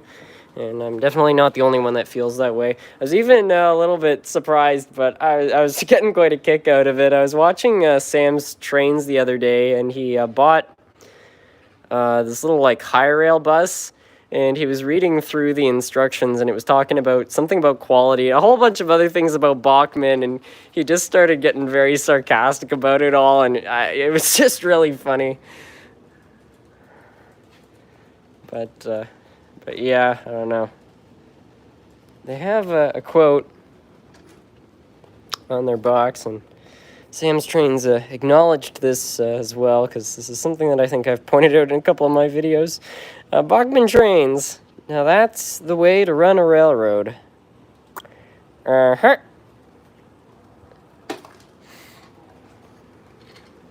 This toy has lead in it. I think that's just solder. I'd be very surprised if Bachmann was using like lead paint or anything. I don't even think that's legal, but I think they just have to disclose if it has lead, even in the circuit boards. I don't know. I'm pretty sure lead's still pretty common in those. What's the first model train set? It was, I think, called the Thundering Mountain. Maybe Thundering Rails. I can't remember. It was a lifelike set. And they made two different kinds. There was like an American version, I think, and a Canadian version. And I got the Canadian version, which had a Canadian National GP40 in it, I believe. It still runs to this day by some miracle. It looks awful, though. I can actually show the engine. I won't run it because I kind of want to preserve it a bit. But there it is. Really bad shape, but the amount of miles that thing has clocked over the years must be pretty high. The best sound feature on a Hornby locomotive is the fireman's breakfast. Thunder Alley. It wasn't that. SMT, what classifies as a layout? I don't know. I think a table, or at least built on something, because I don't know if like a setup on the floor, like I wouldn't consider like my little Lionel set, I would not consider that a layout. It's kind of just a setup. So I think a layout in my books is something that's built on like a piece of plywood or something, some sort of a platform, you know, it's got some permanency to it, I guess. It's not built on the floor. Quatagama, welcome.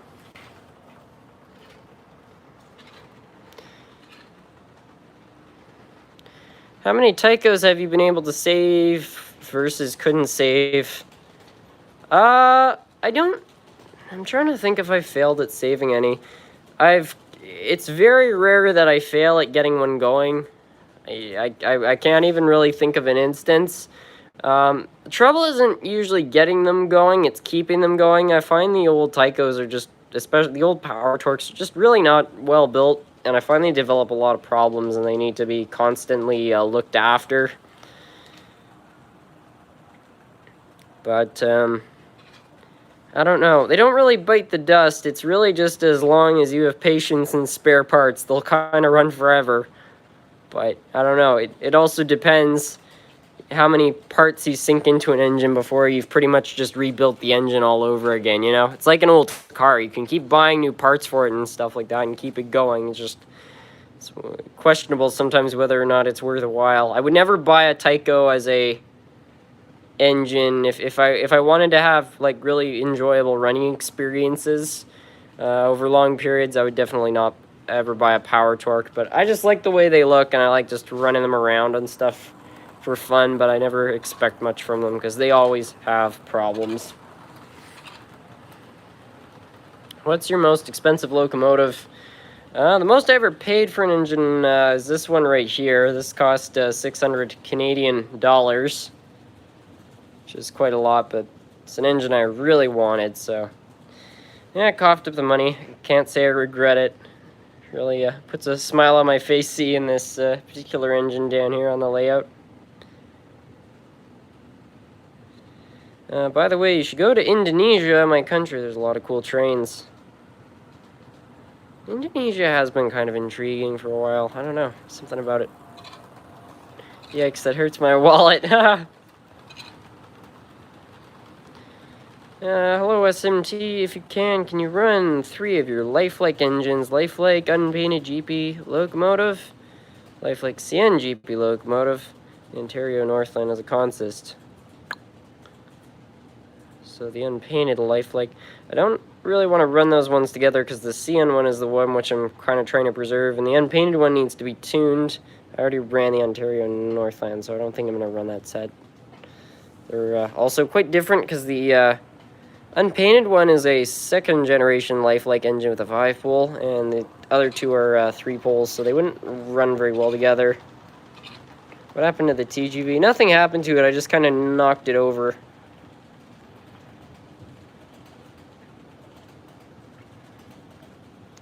$600. My most expensive locomotive is a Berkshire with 2 smoke units. You got ripped off. I didn't get ripped off. This is just a really specific type of engine. When they make a engine which a lot of people are going to buy, it reduces the price quite a bit just because they've got a bigger market. But, you know, if you're going to make tooling for a really particular type of engine, you're going to have to sell it at a high price to, you know, recoup your losses. So, you know, when they want to make something like this, which, you know, it's not going to be sold to a crazy amount of people, it's going to be a high price. And for the money, I mean, it's pretty decked out. It's got it's got lighting in the tender, lighting up front, 3 different sets of lights. It's got actual lights in the cab. The entire cab is detailed. It's got a lit firebox, which actually glows and does all sorts of different things. And I mean, the detail on it is very good. So yeah, it's a lot of money, but well, yeah, it's either that or you don't get the engine, and I really wanted it, so yeah. It's not cheap though. What's the amount of money you've spent on all the buildings? I have no idea how much all of this would add up to. It's really hard to kind of gauge price because some of the buildings were used, some of them were kits, some of them I got. Well, most of them I got as gifts. A lot of these, there are very few of these buildings on the layout that are actually new. A lot of them I've got like, you know, 10 or 12 years ago, so they're not really recent. They were also cheaper back then, which is a whole other thing. So I really don't know how much they would all be worth. These, I think a lot of them. I bought this one with my own money when it was 2010 or 2011. That was $70. Those are now worth 90 Canadian dollars. But yeah, I have no idea what all the buildings would be worth together. Hey, SMT, how many Santa Fe and BNSF engines do you have? Have you heard of the CB and Nebraska Zephyr? That's the train set at the far bend. I'm not sure. I also don't know how many... for BNSF, I have the Dash 9 and a GP40. That's about it. I don't know about Santa Fe, though. I've got quite a bit of Santa Fe stuff. Ottawa, how are you doing, Harrison? I'm well. How are you?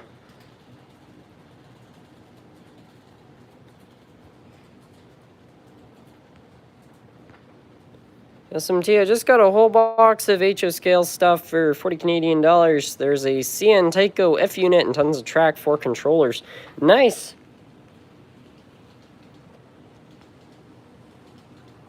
SMT, when do you think you'll get another British engine? I don't know. I want to get more British stuff, but I don't really have a specific plan to. Huh, that's funny, I was just thinking about this as well. Hey SMT, you should make an Australian A-class or B-class out of your spare F units.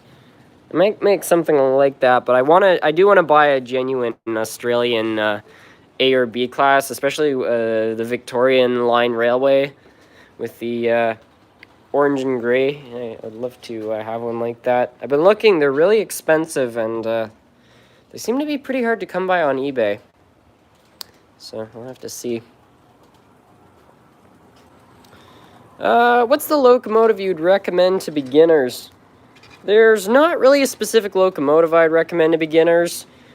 Diesels might be easier to start with just because they're a bit simpler to get on the track and stuff like that. But a make I would recommend to beginners is really like used Athearn blue box engines.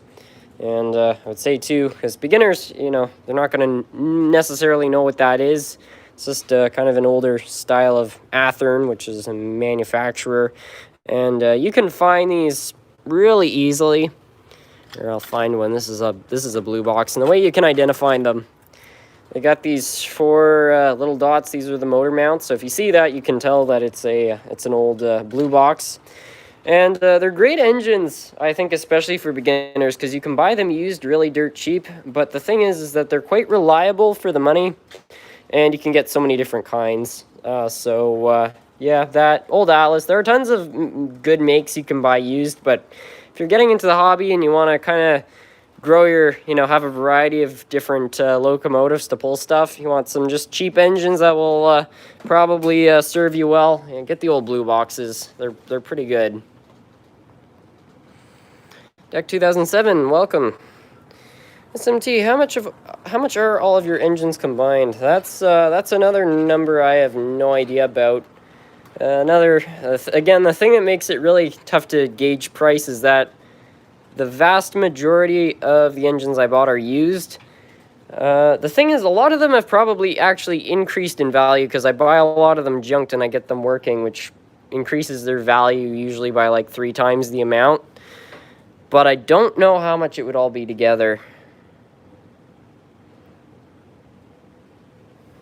Don't forget to mention that those old Athearn Blue Box locos are pretty easy to maintain. Yeah, that's just the great thing. They're easy to maintain, I just don't find they break too easily to begin with. Even if they do break, every hobby shop out there that works on model trains will know how to fix them because they're just easy to maintain.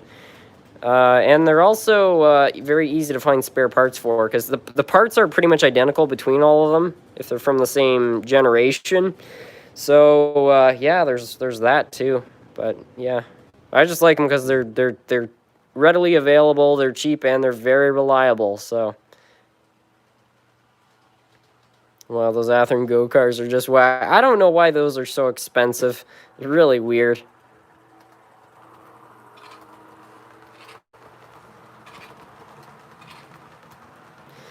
If a beginner gets a Bachmann locomotive, they will get tons of experience with what brand not to get. Yeah, I don't know about that entirely. I mean, the thing is, I wish I could recommend another brand over Bachmann, but Bachmann, you gotta be honest, they are making the cheapest train that's out there right now. It's just the case. I find Bachmann engines are usually not terribly bad right off the bat. It's just they don't last very long. That's the thing I've found with them, is they develop problems over like a few years. But the first couple years of owning them, unless you get a real lemon, those are usually not too bad. It's just I don't find they stand the test of time very well. I mean, the thing about the blue boxes is most of them are like 40, 50 years old and they're still running. I would even bet if you maintained an Athearn Blue Box engine really well, it's probably going to run for another 50 years. The only problem I could see getting in the way is that, the magnets eventually would get really weak, but I don't know. I just don't see those Athearn engines biting the dust anytime soon. They're just so tough. I think they're going to be around for a good long time to come. I would even argue the blue boxes, even being 50 years old, are still more reliable than a lot of brand new releases, just because they're so simple. There's just not as much stuff to go wrong. They don't have circuit boards, which are really, sensitive. There's no decoders. It's just some metal contacts, a motor, and a light. It's kind of foolproof. What's your opinion on IHC engines? They're not Athearn blue box grade reliability, but as far as steam engines go, they're, in my opinion, some of the best out there. They're not the greatest detail, but they're pretty good. And they're, as far as steam engines go, I think the most reliable. And yeah, I find too they perform very well. The only big issue I have with Mahano and IHC steam engines is that they don't tend to have very good pulling capacity. They develop wheel slip. Even if you have like a 12-car train, which is not very impressive. But if you just want some basic good-looking steam engines, which you don't intend to pull too much with, they'll do you well. When SMT teams up with YouTube Red to make a series on model trains, may have already said this. I have a Bachmann GS4 Daylight. It runs great. It's an older version from around 2000, 2003. Oh, got another super chat from NEC Rail Videos. Decided to donate because why not? Well, thank you. Sorry, guys. Hey, SMT, where's your cat? Can you call him over? What's your favorite locomotive in your collection? Can you run it? What is the train set parked on the far bend over there? So I don't know where the cat is. That's my favorite one. I'm not going to run it just because it's a bit of a princess. And the train over there, that's my HCW cars, which I painted up myself. Ottawa Serenity, yeah. Quit tagging me. You better not have blank about to beat it out of you. Whoa. No, it's not. I was talking about this earlier. It's not what comes to mind. I promise it's a cold. Because the person who delivered it to my family, basically, they went and got checked because they had the same theory and their test was negative. So, yeah, and it was definitely them who gave it to us. So yeah, I'm not too worried about it. Plus, I'm better now, so it's not a big deal. Bachmann is a robbery of everyone's money. Well, the thing is, they cost about the same as these high-end manufacturers, a little bit less usually, but I don't find they're rolling out engines of the same quality, especially in the drivetrain department. They're just not as reliable. They don't perform as well in my experience. They make very good-looking engines, but I don't know. I would put my money on many other manufacturers, frankly, too. If you're going to invest money in an engine, a brand new engine, yeah, may as well cough up the extra 20 or 30 bucks and just go in, get the, actual high quality, manufacturer piece, because it's just going to be better. Usually a little bit higher detailed, but moreover, they've just got better drive systems, especially it's the linkage between the frame of the locomotive and the truck. There's this one bitty little screw which is tied into some thin plastic, and it just doesn't hold up. You bump that or something happens, or just wearing out and stuff like that. I find that's usually where the issues are. They're very sensitive models. You get the quality that you're willing to pay for, pretty much. Although, I don't know. It also just depends on what you're getting. I mean, if you cough up $20 for an engine, you shouldn't expect too much. But when I do that for an Athearn engine, it's probably just going to keep running.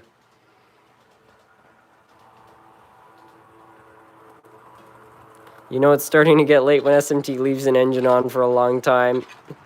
Yeah. Should probably wrap the stream up somewhat soon. I have 6 Bachmann locomotives and they run great, but I'm still never buying another Bachmann again. I've had to restore 3 of them and it's an absolute pain.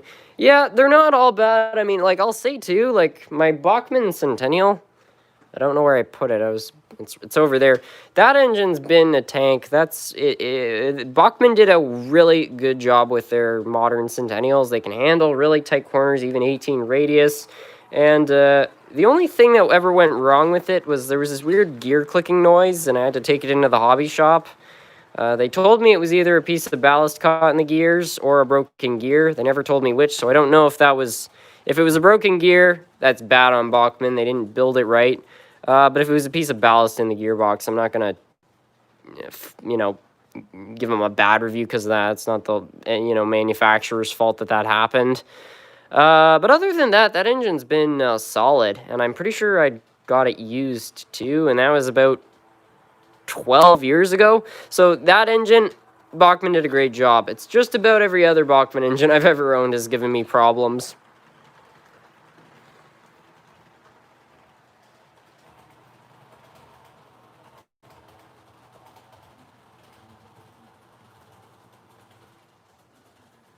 I'm about to get a brand new 260 Bachmann. Run your green via F40 instead of the Kool-Aid. Oh yeah, I can get the Tellus one on there.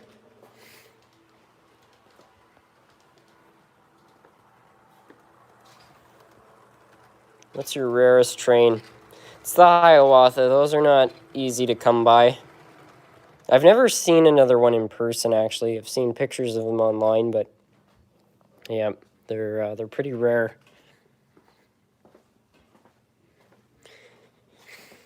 Make the Centennial into a tank. I don't need to. It's already pretty much one in my books.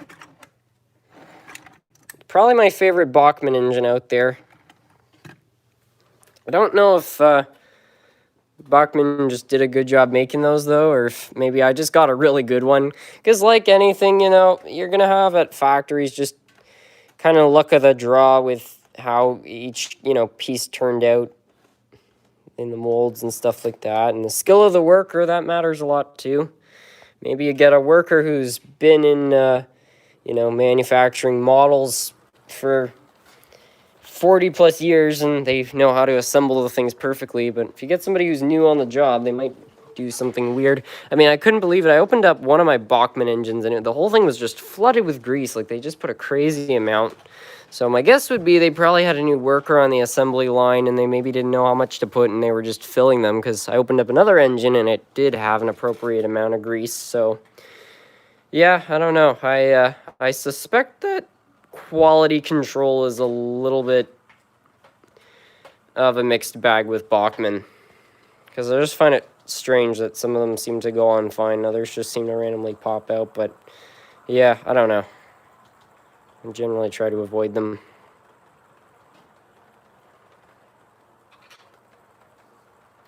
SMT, please read. I just finished my dad's Bachmann NS GP7 or 9. It pulled its first contest in 19 years a few days ago. That's awesome.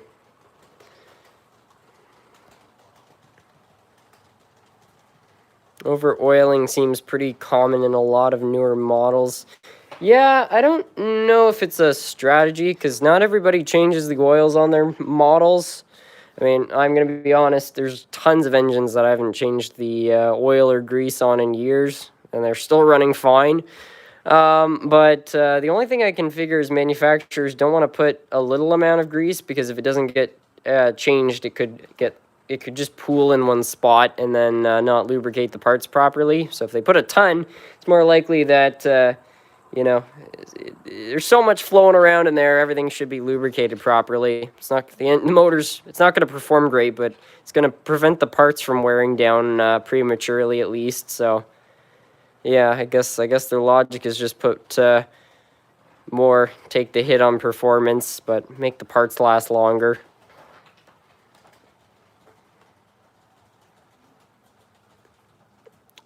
SMT, please read. How do I grease a Rivarossi 060? I have a Rivarossi 060. I might be able to...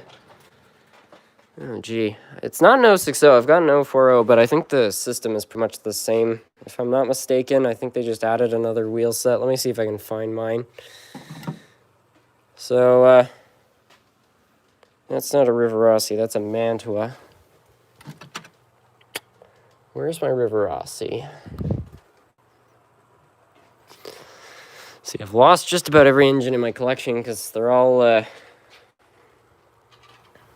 in weird locations now. Ooh, that's not good. That's what I was looking for. It's one like this, you want to make sure you get a good amount of grease on that gear. So you just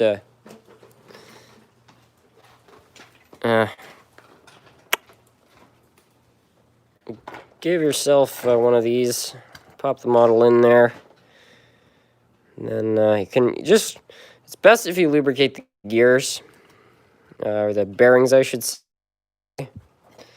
But the thing is, removing this, if you're not careful, can also cause some interesting stuff, because I've actually seen it multiple times where if you get it in kind of at a weird angle and the engine actually won't sit right on the track, which can cause all sorts of problems. You also have to be careful when you remove this screw because it pretty much holds the whole model together. So you remove that, you have to be really, really careful that you don't pull that forward, otherwise it will disconnect the driving rods and you're going to have all sorts of different issues. But anyway, once you're in here, you take your oil. Let's put a tiny bit on each bearing like so. And that's all good. And then you get yourself some grease. As I said earlier, it doesn't matter which, but I use Labelle. And just distribute a fair amount of that on there. And you mix some oil with it. You can pre-mix that. It will work better, but you can also just let the gears work their magic on it, and you'll get essentially the same result. That's how Labelle suggests to do it anyway. And then you just put your screws back in. And of course, on a steam engine, you also need to remember to lubricate the driving rods. It's very important. Those are all metal parts which require oil themselves. And for doing these parts, you want to lubricate this especially because there's just multiple pieces with friction. But also, with any steam engine, make sure you get some oil on here. And then there are all these like other little parts. You can lubricate all of those, but really the little tiny bits like, you know, this little screw here, they don't really need oil that bad. It's the parts where there's a lot of friction. And you can do it on both sides. And then you just run the model for a while.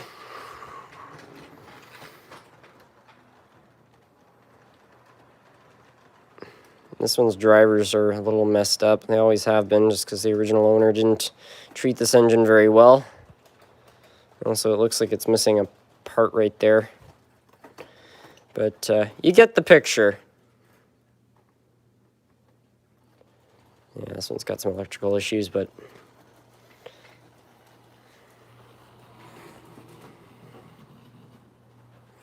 there you are. Hey, Harrison, from Chris and Dom at Whistle Stop. Hey, how are both of you doing? Good evening. Can you please run that park train set I pointed out? I can, I'd have to run it with that engine, though, because it has foreign couplers. Hey, SMT, I'm driving. Sorry, I'm on my way to the pizza shop. Well, don't put YouTube comments down and drive. I mean, I appreciate for you joining in the stream, but please don't do it and drive. Oh dear.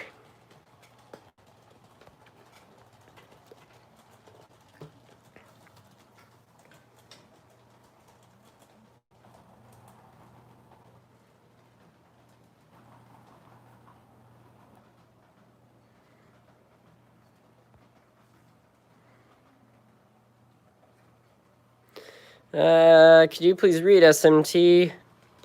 SMT, do you like Alco locomotives? And do they have any model ones? Yeah, I'm quite a big fan of Alco. I've got some Alcos. Quite a few Alcos in my collection. That's an Alco, I think. Those are Alcos. Trying to think. What else? This is an Alco. And about to show a whole bunch of them. All of those are Alco. I see the Acela. Can you run the Canadian National? This? Please run the SP Daylight. I'm not going to be running that one. Uh-oh. Wheel. What the heck?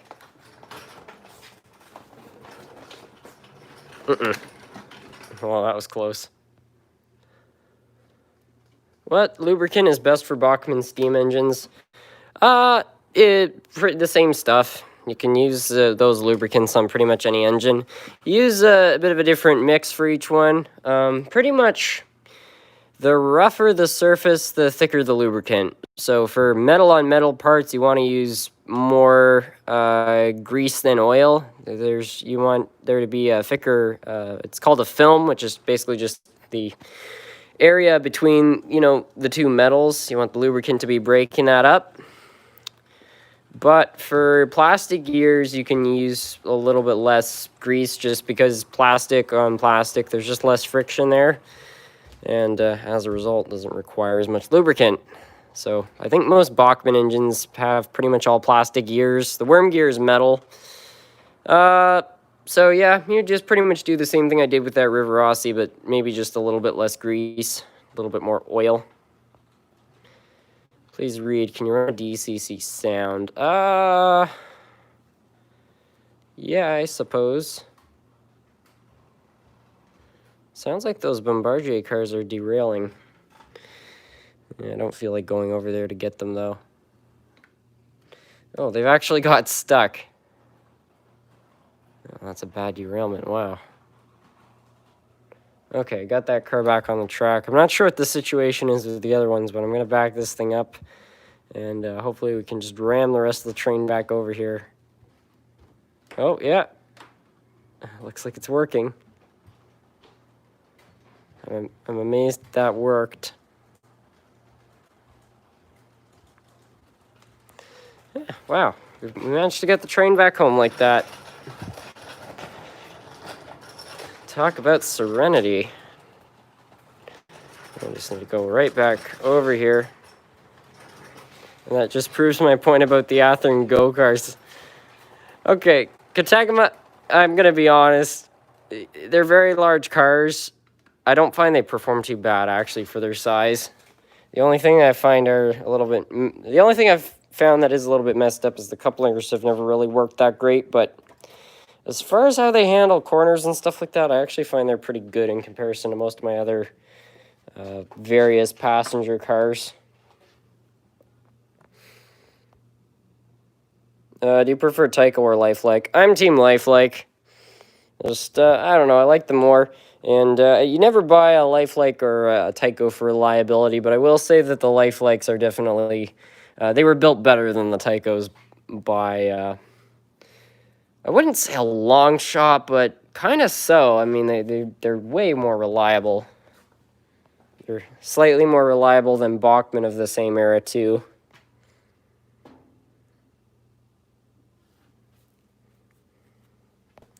Can you run a train on the other layout? I suppose.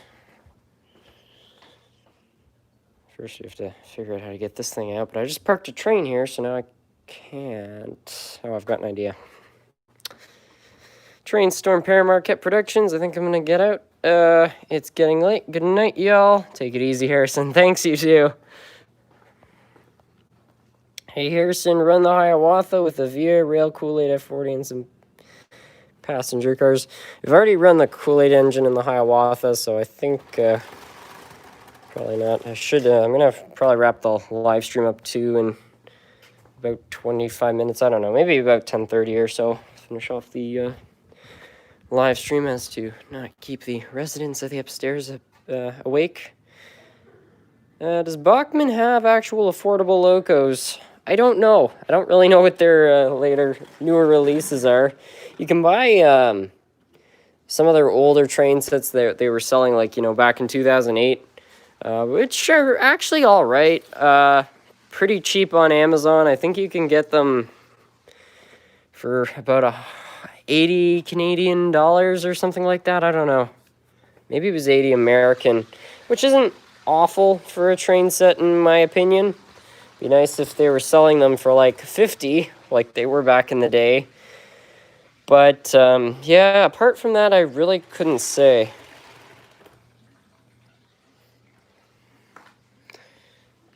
Does Bachman make any good locos? Well, I'll say my Centennial's been pretty good, but again, I don't know if that is a sign of good craftsmanship or if I just made off really lucky. I really can't tell. Oh, those are rolling pretty efficiently. That's good to see. It's 1:05. Well, maybe where you are. I'm on Eastern Standard Time, though, and it's 10:06 here. Hey, Harrison, run the Bicentennial with the big boy and some Amtrak passenger cars. I don't have any Amtrak passenger cars, and I don't know how well the Bicentennial would work with the other one. Okay, here we go. Oh. I don't know why that keeps derailing. It's 9:04 here. I guess there's a lot of people on different zones of time. Something that's a little messed up with that coupler.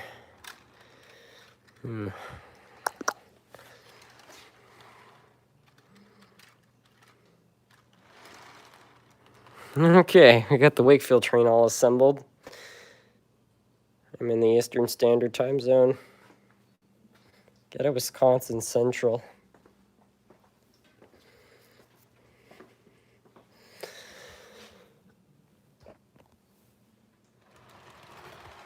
I'll haul those back around.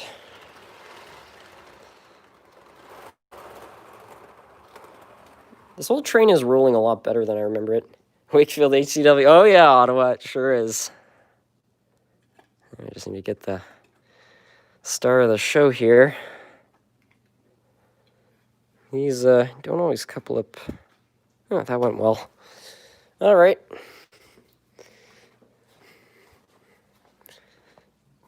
SMT, you should hyper detail an old HO scale locomotive. Yeah, I've thought about doing something like that, adding, like, get an old Tyco F unit or something, add handrails and paint them up and stuff like that. See if I could actually make a really kind of dirt cheap engine look kind of good. Anyway, actually, I'll reposition the camera so that we can get the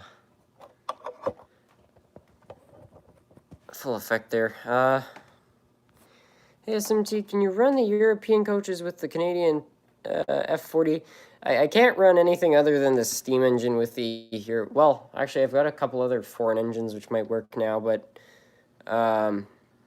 only foreign locomotives can pull this train just because of the coupling it has, and I don't have any conversion cars. So, yeah. Something snagged or something for a moment there. Here, I'm gonna slow it down a bit just so we can really get the full HCW effect here. That yellow brand house reminds me of The Simpsons. It does kind of look like their house now that you mention it. I've never noticed that. I'm never going to be able to unsee that either now.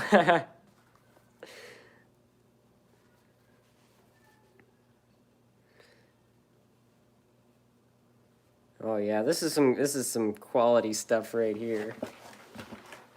Okay, I think I'm gonna speed it up just a little bit. This is maybe a bit ridiculous. Okay, I'll do that. Oh, Harrison, I dare you to run the train at full speed. This one doesn't actually go terribly fast, but I don't really want to. This is too fancy a model, and it's not like my old blue boxes where if it hit the floor, the blue boxes are pretty forgiving, You might get a couple dents in them. Maybe the motor pops out. This thing falls on the floor. I don't think it's definitely going to be doing some sort of damage, and it's not going to be nice. What is this thing getting stuck on? What the heck? I don't know what's going on.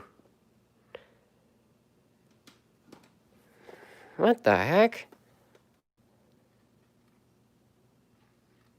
There must be a really bad section of track around there.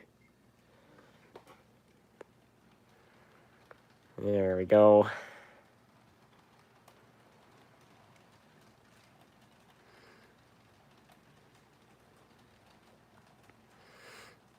There's a song on YouTube. I've got a playlist on my channel. I think it's called the HCW Railway for 1992 to 2011. At the very end of that playlist, there's a video, and it's a artist from Wakefield, which is where the train used to go. And it's a song about the Highway 105, which is the highway that goes from Gatineau all the way up to Wakefield. And the 105 goes way further than one. It goes all the way to Maniwaki, which is where the railway used to go. But they reference the train in the song, and I don't know, it's such a... whenever you're up that way...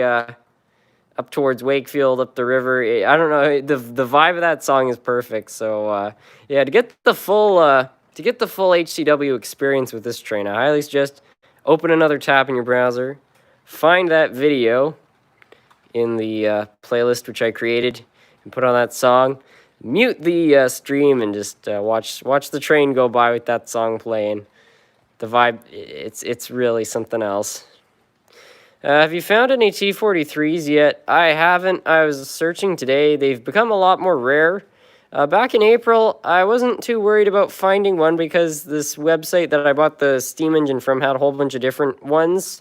So, but they were going for like, I don't know, $200. So I was like, I want to get an old Lima one. I can buy one of those for probably like $50 and convert that. Those, the expensive ones are all gone, and I have not been able to find any Lima ones anywhere. And there was one on eBay going for a ridiculous price, so I didn't buy it, and now that's gone too. So, yeah, I'm a bit stuck without a paddle until hopefully a new listing comes up. But I really do want to get the diesel. I would like to get some more cars too, but it would be really nice to get the diesel. I mean, they used to pull the train sometimes just with the steam engine, but usually it was the steam engine and the diesel. Definitely made a more impressive combination too. Did you fix that Polish engine? No, I haven't fixed the Polish engine. Can you please run your Acela Express? I want to see how well it runs. Sure. Convert an old Lima into what? It's not really converting. Well, it kind of is converting. Basically, the train here is all Swedish. But when they brought it over to Canada to operate the tourist railway, they did quite a bit of modifications. They modified the cars, they repainted them, and they painted the diesel in the same paint scheme. But they also added extra handrails and all sorts of other stuff, lots of grab irons and just things like that, just to make it a bit safer. So I'd be converting it from, you know, a Swedish Railways engine into an HCW railway engine. But Lima-made models, from 1981 to 2001, Lima-made models, and they're, I think, a lot cheaper than the other makes, especially the old 80s ones. So I was hoping I could just find an old 80s model with like a pancake drive. That way I could just gut out the motor and stuff like that, because this thing's pretty, it's not too bad pulling wise. So I just thought, I'll do that and then turn it into one model. But they seem to be pretty hard to come by. So yeah, I'm trying to find one. What's the best model train manufacturer in your honest opinion? I think my favorite modern manufacturer is probably Rapido.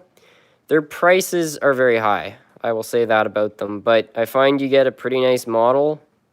The detail is great. They run really well.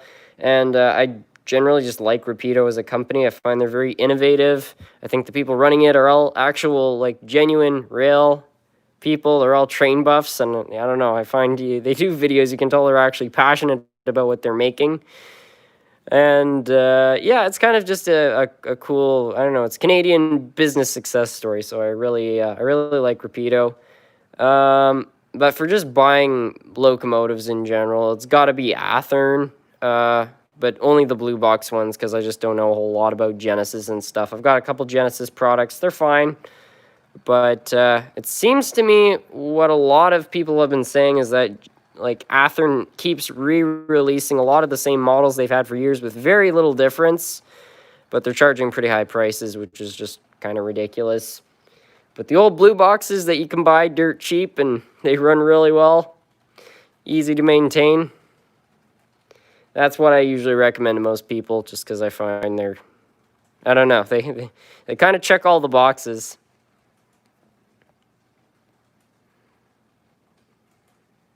I need to get a second mortgage if I were to acquire either Rapido or scale trains. Yeah, they're not giving them, I don't have a ton of Rapido stuff, and that's why. They're not exactly giving them away. I mean, they're like $200, $250 for the DC models, the upper end ones. Those can be way more. But, yeah, I like them. Have any Broadway Limited? I've got some Broadway Limited stuff. They do a really good job from a detailing standpoint. But I don't know. I don't feel like I have enough of their products to have a completely balanced opinion. What happened to the Wakefield train? It's kind of a sad story. So they brought the train up here. They operated it for years. There were, I would guess, a lot of management problems because it was sold over and over and over again. And the last owners were particularly jumpy whenever anything happened. So in 2008, the track washed out and they put the train up for sale. It looked like it was going to leave the region. But then the provincial government stepped in because the train brought a lot of money to the area. It brought between $8 and $10 million of revenue to the area. So, you know, the provincial government had incentive to keep the train going. So they paid for all the track repairs. And by 2009, the train was going again. Things were going pretty well. There was a lot of hope for the future, too. They wanted to extend the line up to Casino Lac Limi. That way they could pick up tourists at the casino and bring them up to Wakefield. So there was that. And then there was also, they wanted to build a station in Chelsea so that they could actually have another stop along the way. But then in 2011, there was some really heavy rains, and the track ended up washing out, which ended the season. But this time, the provincial government, I think because they had just spent all that money fixing the track just a few years prior, didn't seem to be quite as lenient on doing it. So they thought that they were going to get the money, but years went on, they didn't. And eventually nothing ever came of it. And unfortunately, the...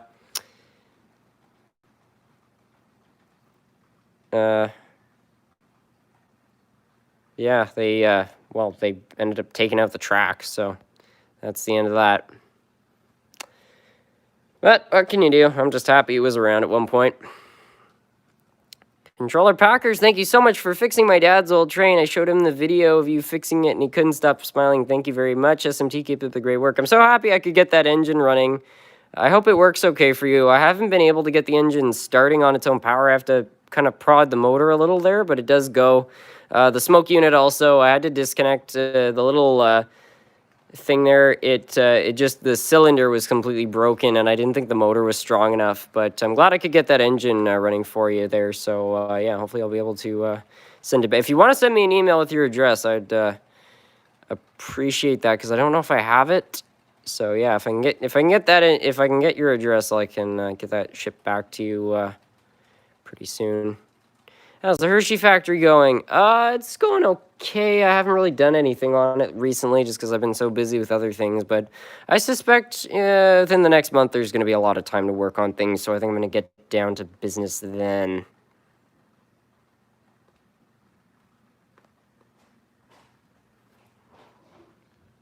Do you know who Terrace and Philip are? Are those the guys in the movie the inappropriate movie they go to see in the show South Park?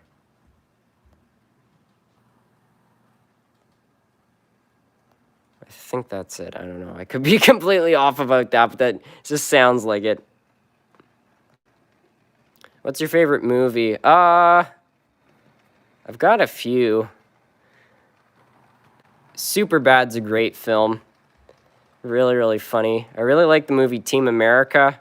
It's another good one. 2005, Willy Wonka and the Chocolate Factory. That's an awesome movie. I've always really liked that one. The Italian Job from 1969 too. That's another film. That one's a little bit more bizarre though. I don't find a lot of people seem to get that one. Terrace and Phillip are Canadian. You like Team America? Yeah, Team America is a great movie. So underrated.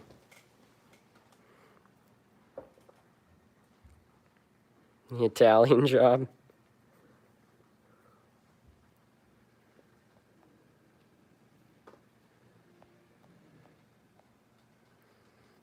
What's the oldest locomotive you have, and can you run it? I have a few engines that are pretty old. I don't know which is the oldest, but I don't really want to... I only have two of them which are that can actually run. I don't really want to run either of them because they both have problems.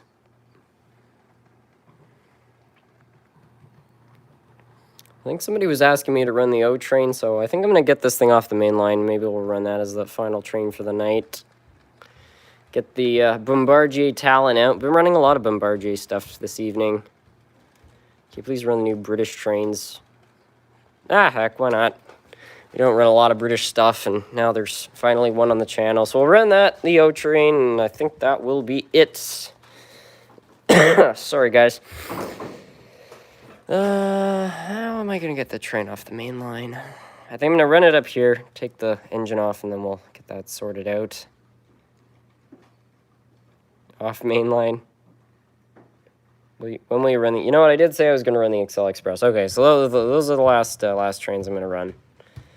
I don't think I can take any others, unfortunately, for this evening, but I'll probably do a live stream in the not-so-distant future, so if I missed any this time, I can probably get them then. What's the name of that train set I pointed out again? Have you considered getting a model of the CSX 888? Also getting the Nippon Shero. I don't know what the Nippon Shero LRVs are, but I would like to get the CSX quadruple 8 or whatever. I had a crazy 8s, that's what they called it. Because that's, I don't know, that's just sort of a unique story there. It didn't end badly either, which is nice. I think I tried to find one on eBay, though.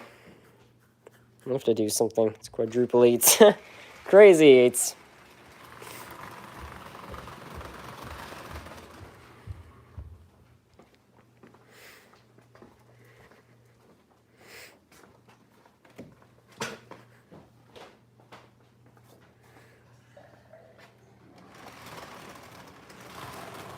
What kind of pizza do you want?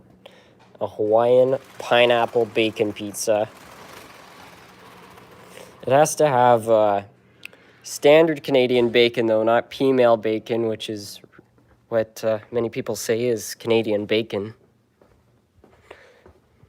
Time to go dig up the Acela.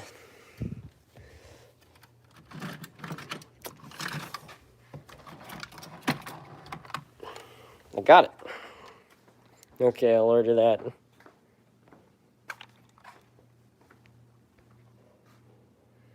Hey, SMT, forgot the name of that train set you finished running. What's it called? The one I was just running? That's the HCW. Yeah, my voice is just knocking right out this evening. Oh, boy. Yes, pineapple ham and bacon pizza. That's it. Pardon. Okay, so there's the Acela. There were a couple other things I was supposed to run. One was the Bombardier Talent, and the other was the British engine. I haven't forgot. Show us Nerf Cat. I don't know where where your boy Nerf Kitty is. I think they call it a Hawaiian pizza. Yes. Hawaiian pineapple upside down pizza. That's what you call it if you're making it in Australia. Cheshire. Okay, Cheshire, be free. Australia.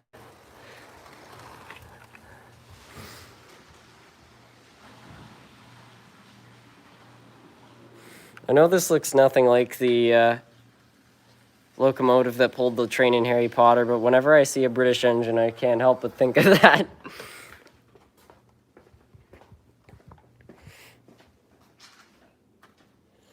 Next time my grandmother's over, I'll have to show her this one. Probably bring back memories of a lot of what she had as a kid. Hey,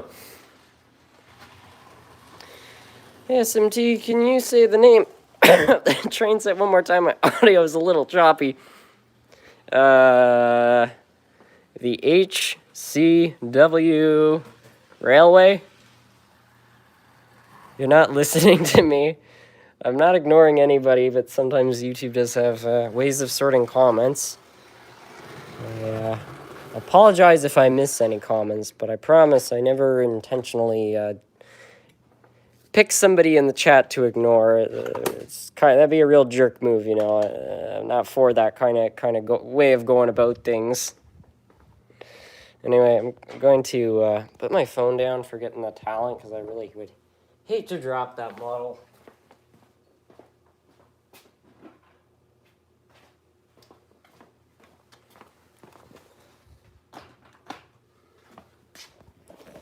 It's 2007, and you're either a student at was it Carleton University? What university is on the O train line? I can't remember. And it's a cold winter day, and you're boarding the Ottawa O train to go to that job. And what shows up at the station but the Bombardier Talents, which were only at the time, I think, 8 years old. Crazy. Carleton University. All right. Here's your morning trip to Carleton University as a youngster on the O train.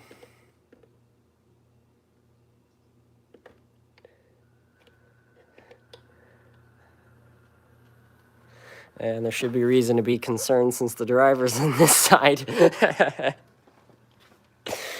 No one's up front.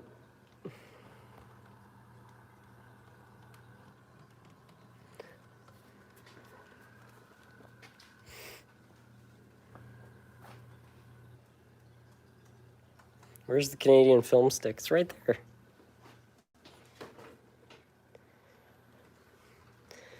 Yeah, let's open up the talent here. I want to see this thing really move. I like that.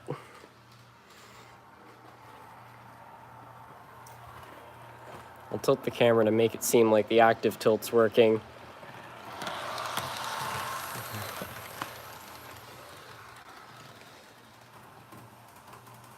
How many trains have you had fall off the layout?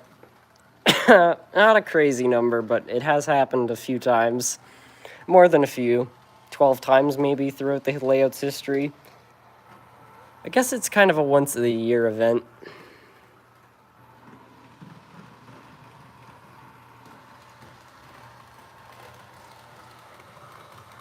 The Acela. I already ran the Acela. Hey, SMT, I've been trying to pick up a bullet-nosed Express by PC. You seem to be quite satisfied. Yours eBay seems a bit sketchy. Paying 130 bucks and 40 for freight and 15 engines. Huh.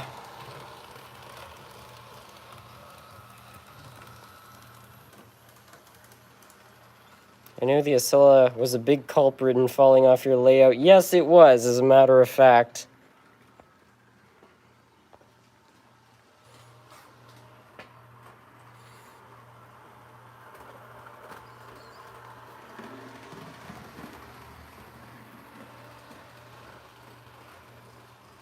Any train shows in Canada? We haven't had a train show in months. I'm really missing them.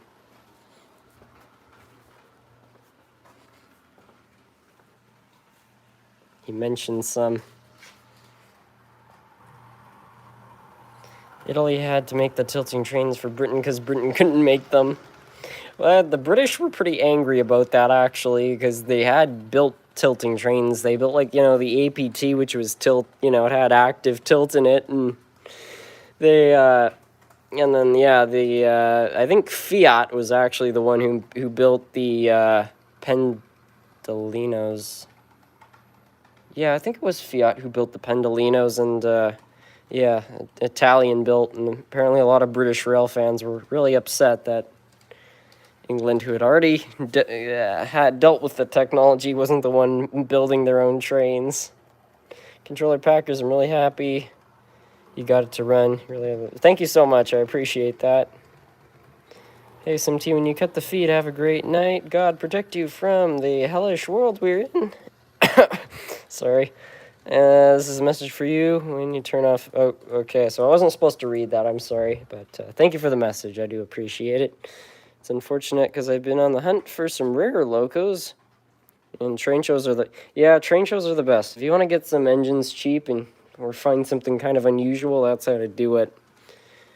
I don't know. I think train shows are probably one of my favorite videos to do too. It's just so much fun walking around, and especially the flea markets, because my train buddies would be there, so we'd all be going around just having a great time and talking about random stuff, bothering random concession stand owners. We didn't bother them. That's just a joke. But yeah, voice crack, kind of more that my voice is just messed up because it keeps giving out.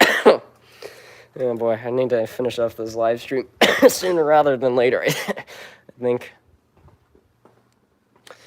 But for some reason I want to run this before I finish off the live, so we're going to do that. Here, watch this. This is how you do a seamless transition, I think.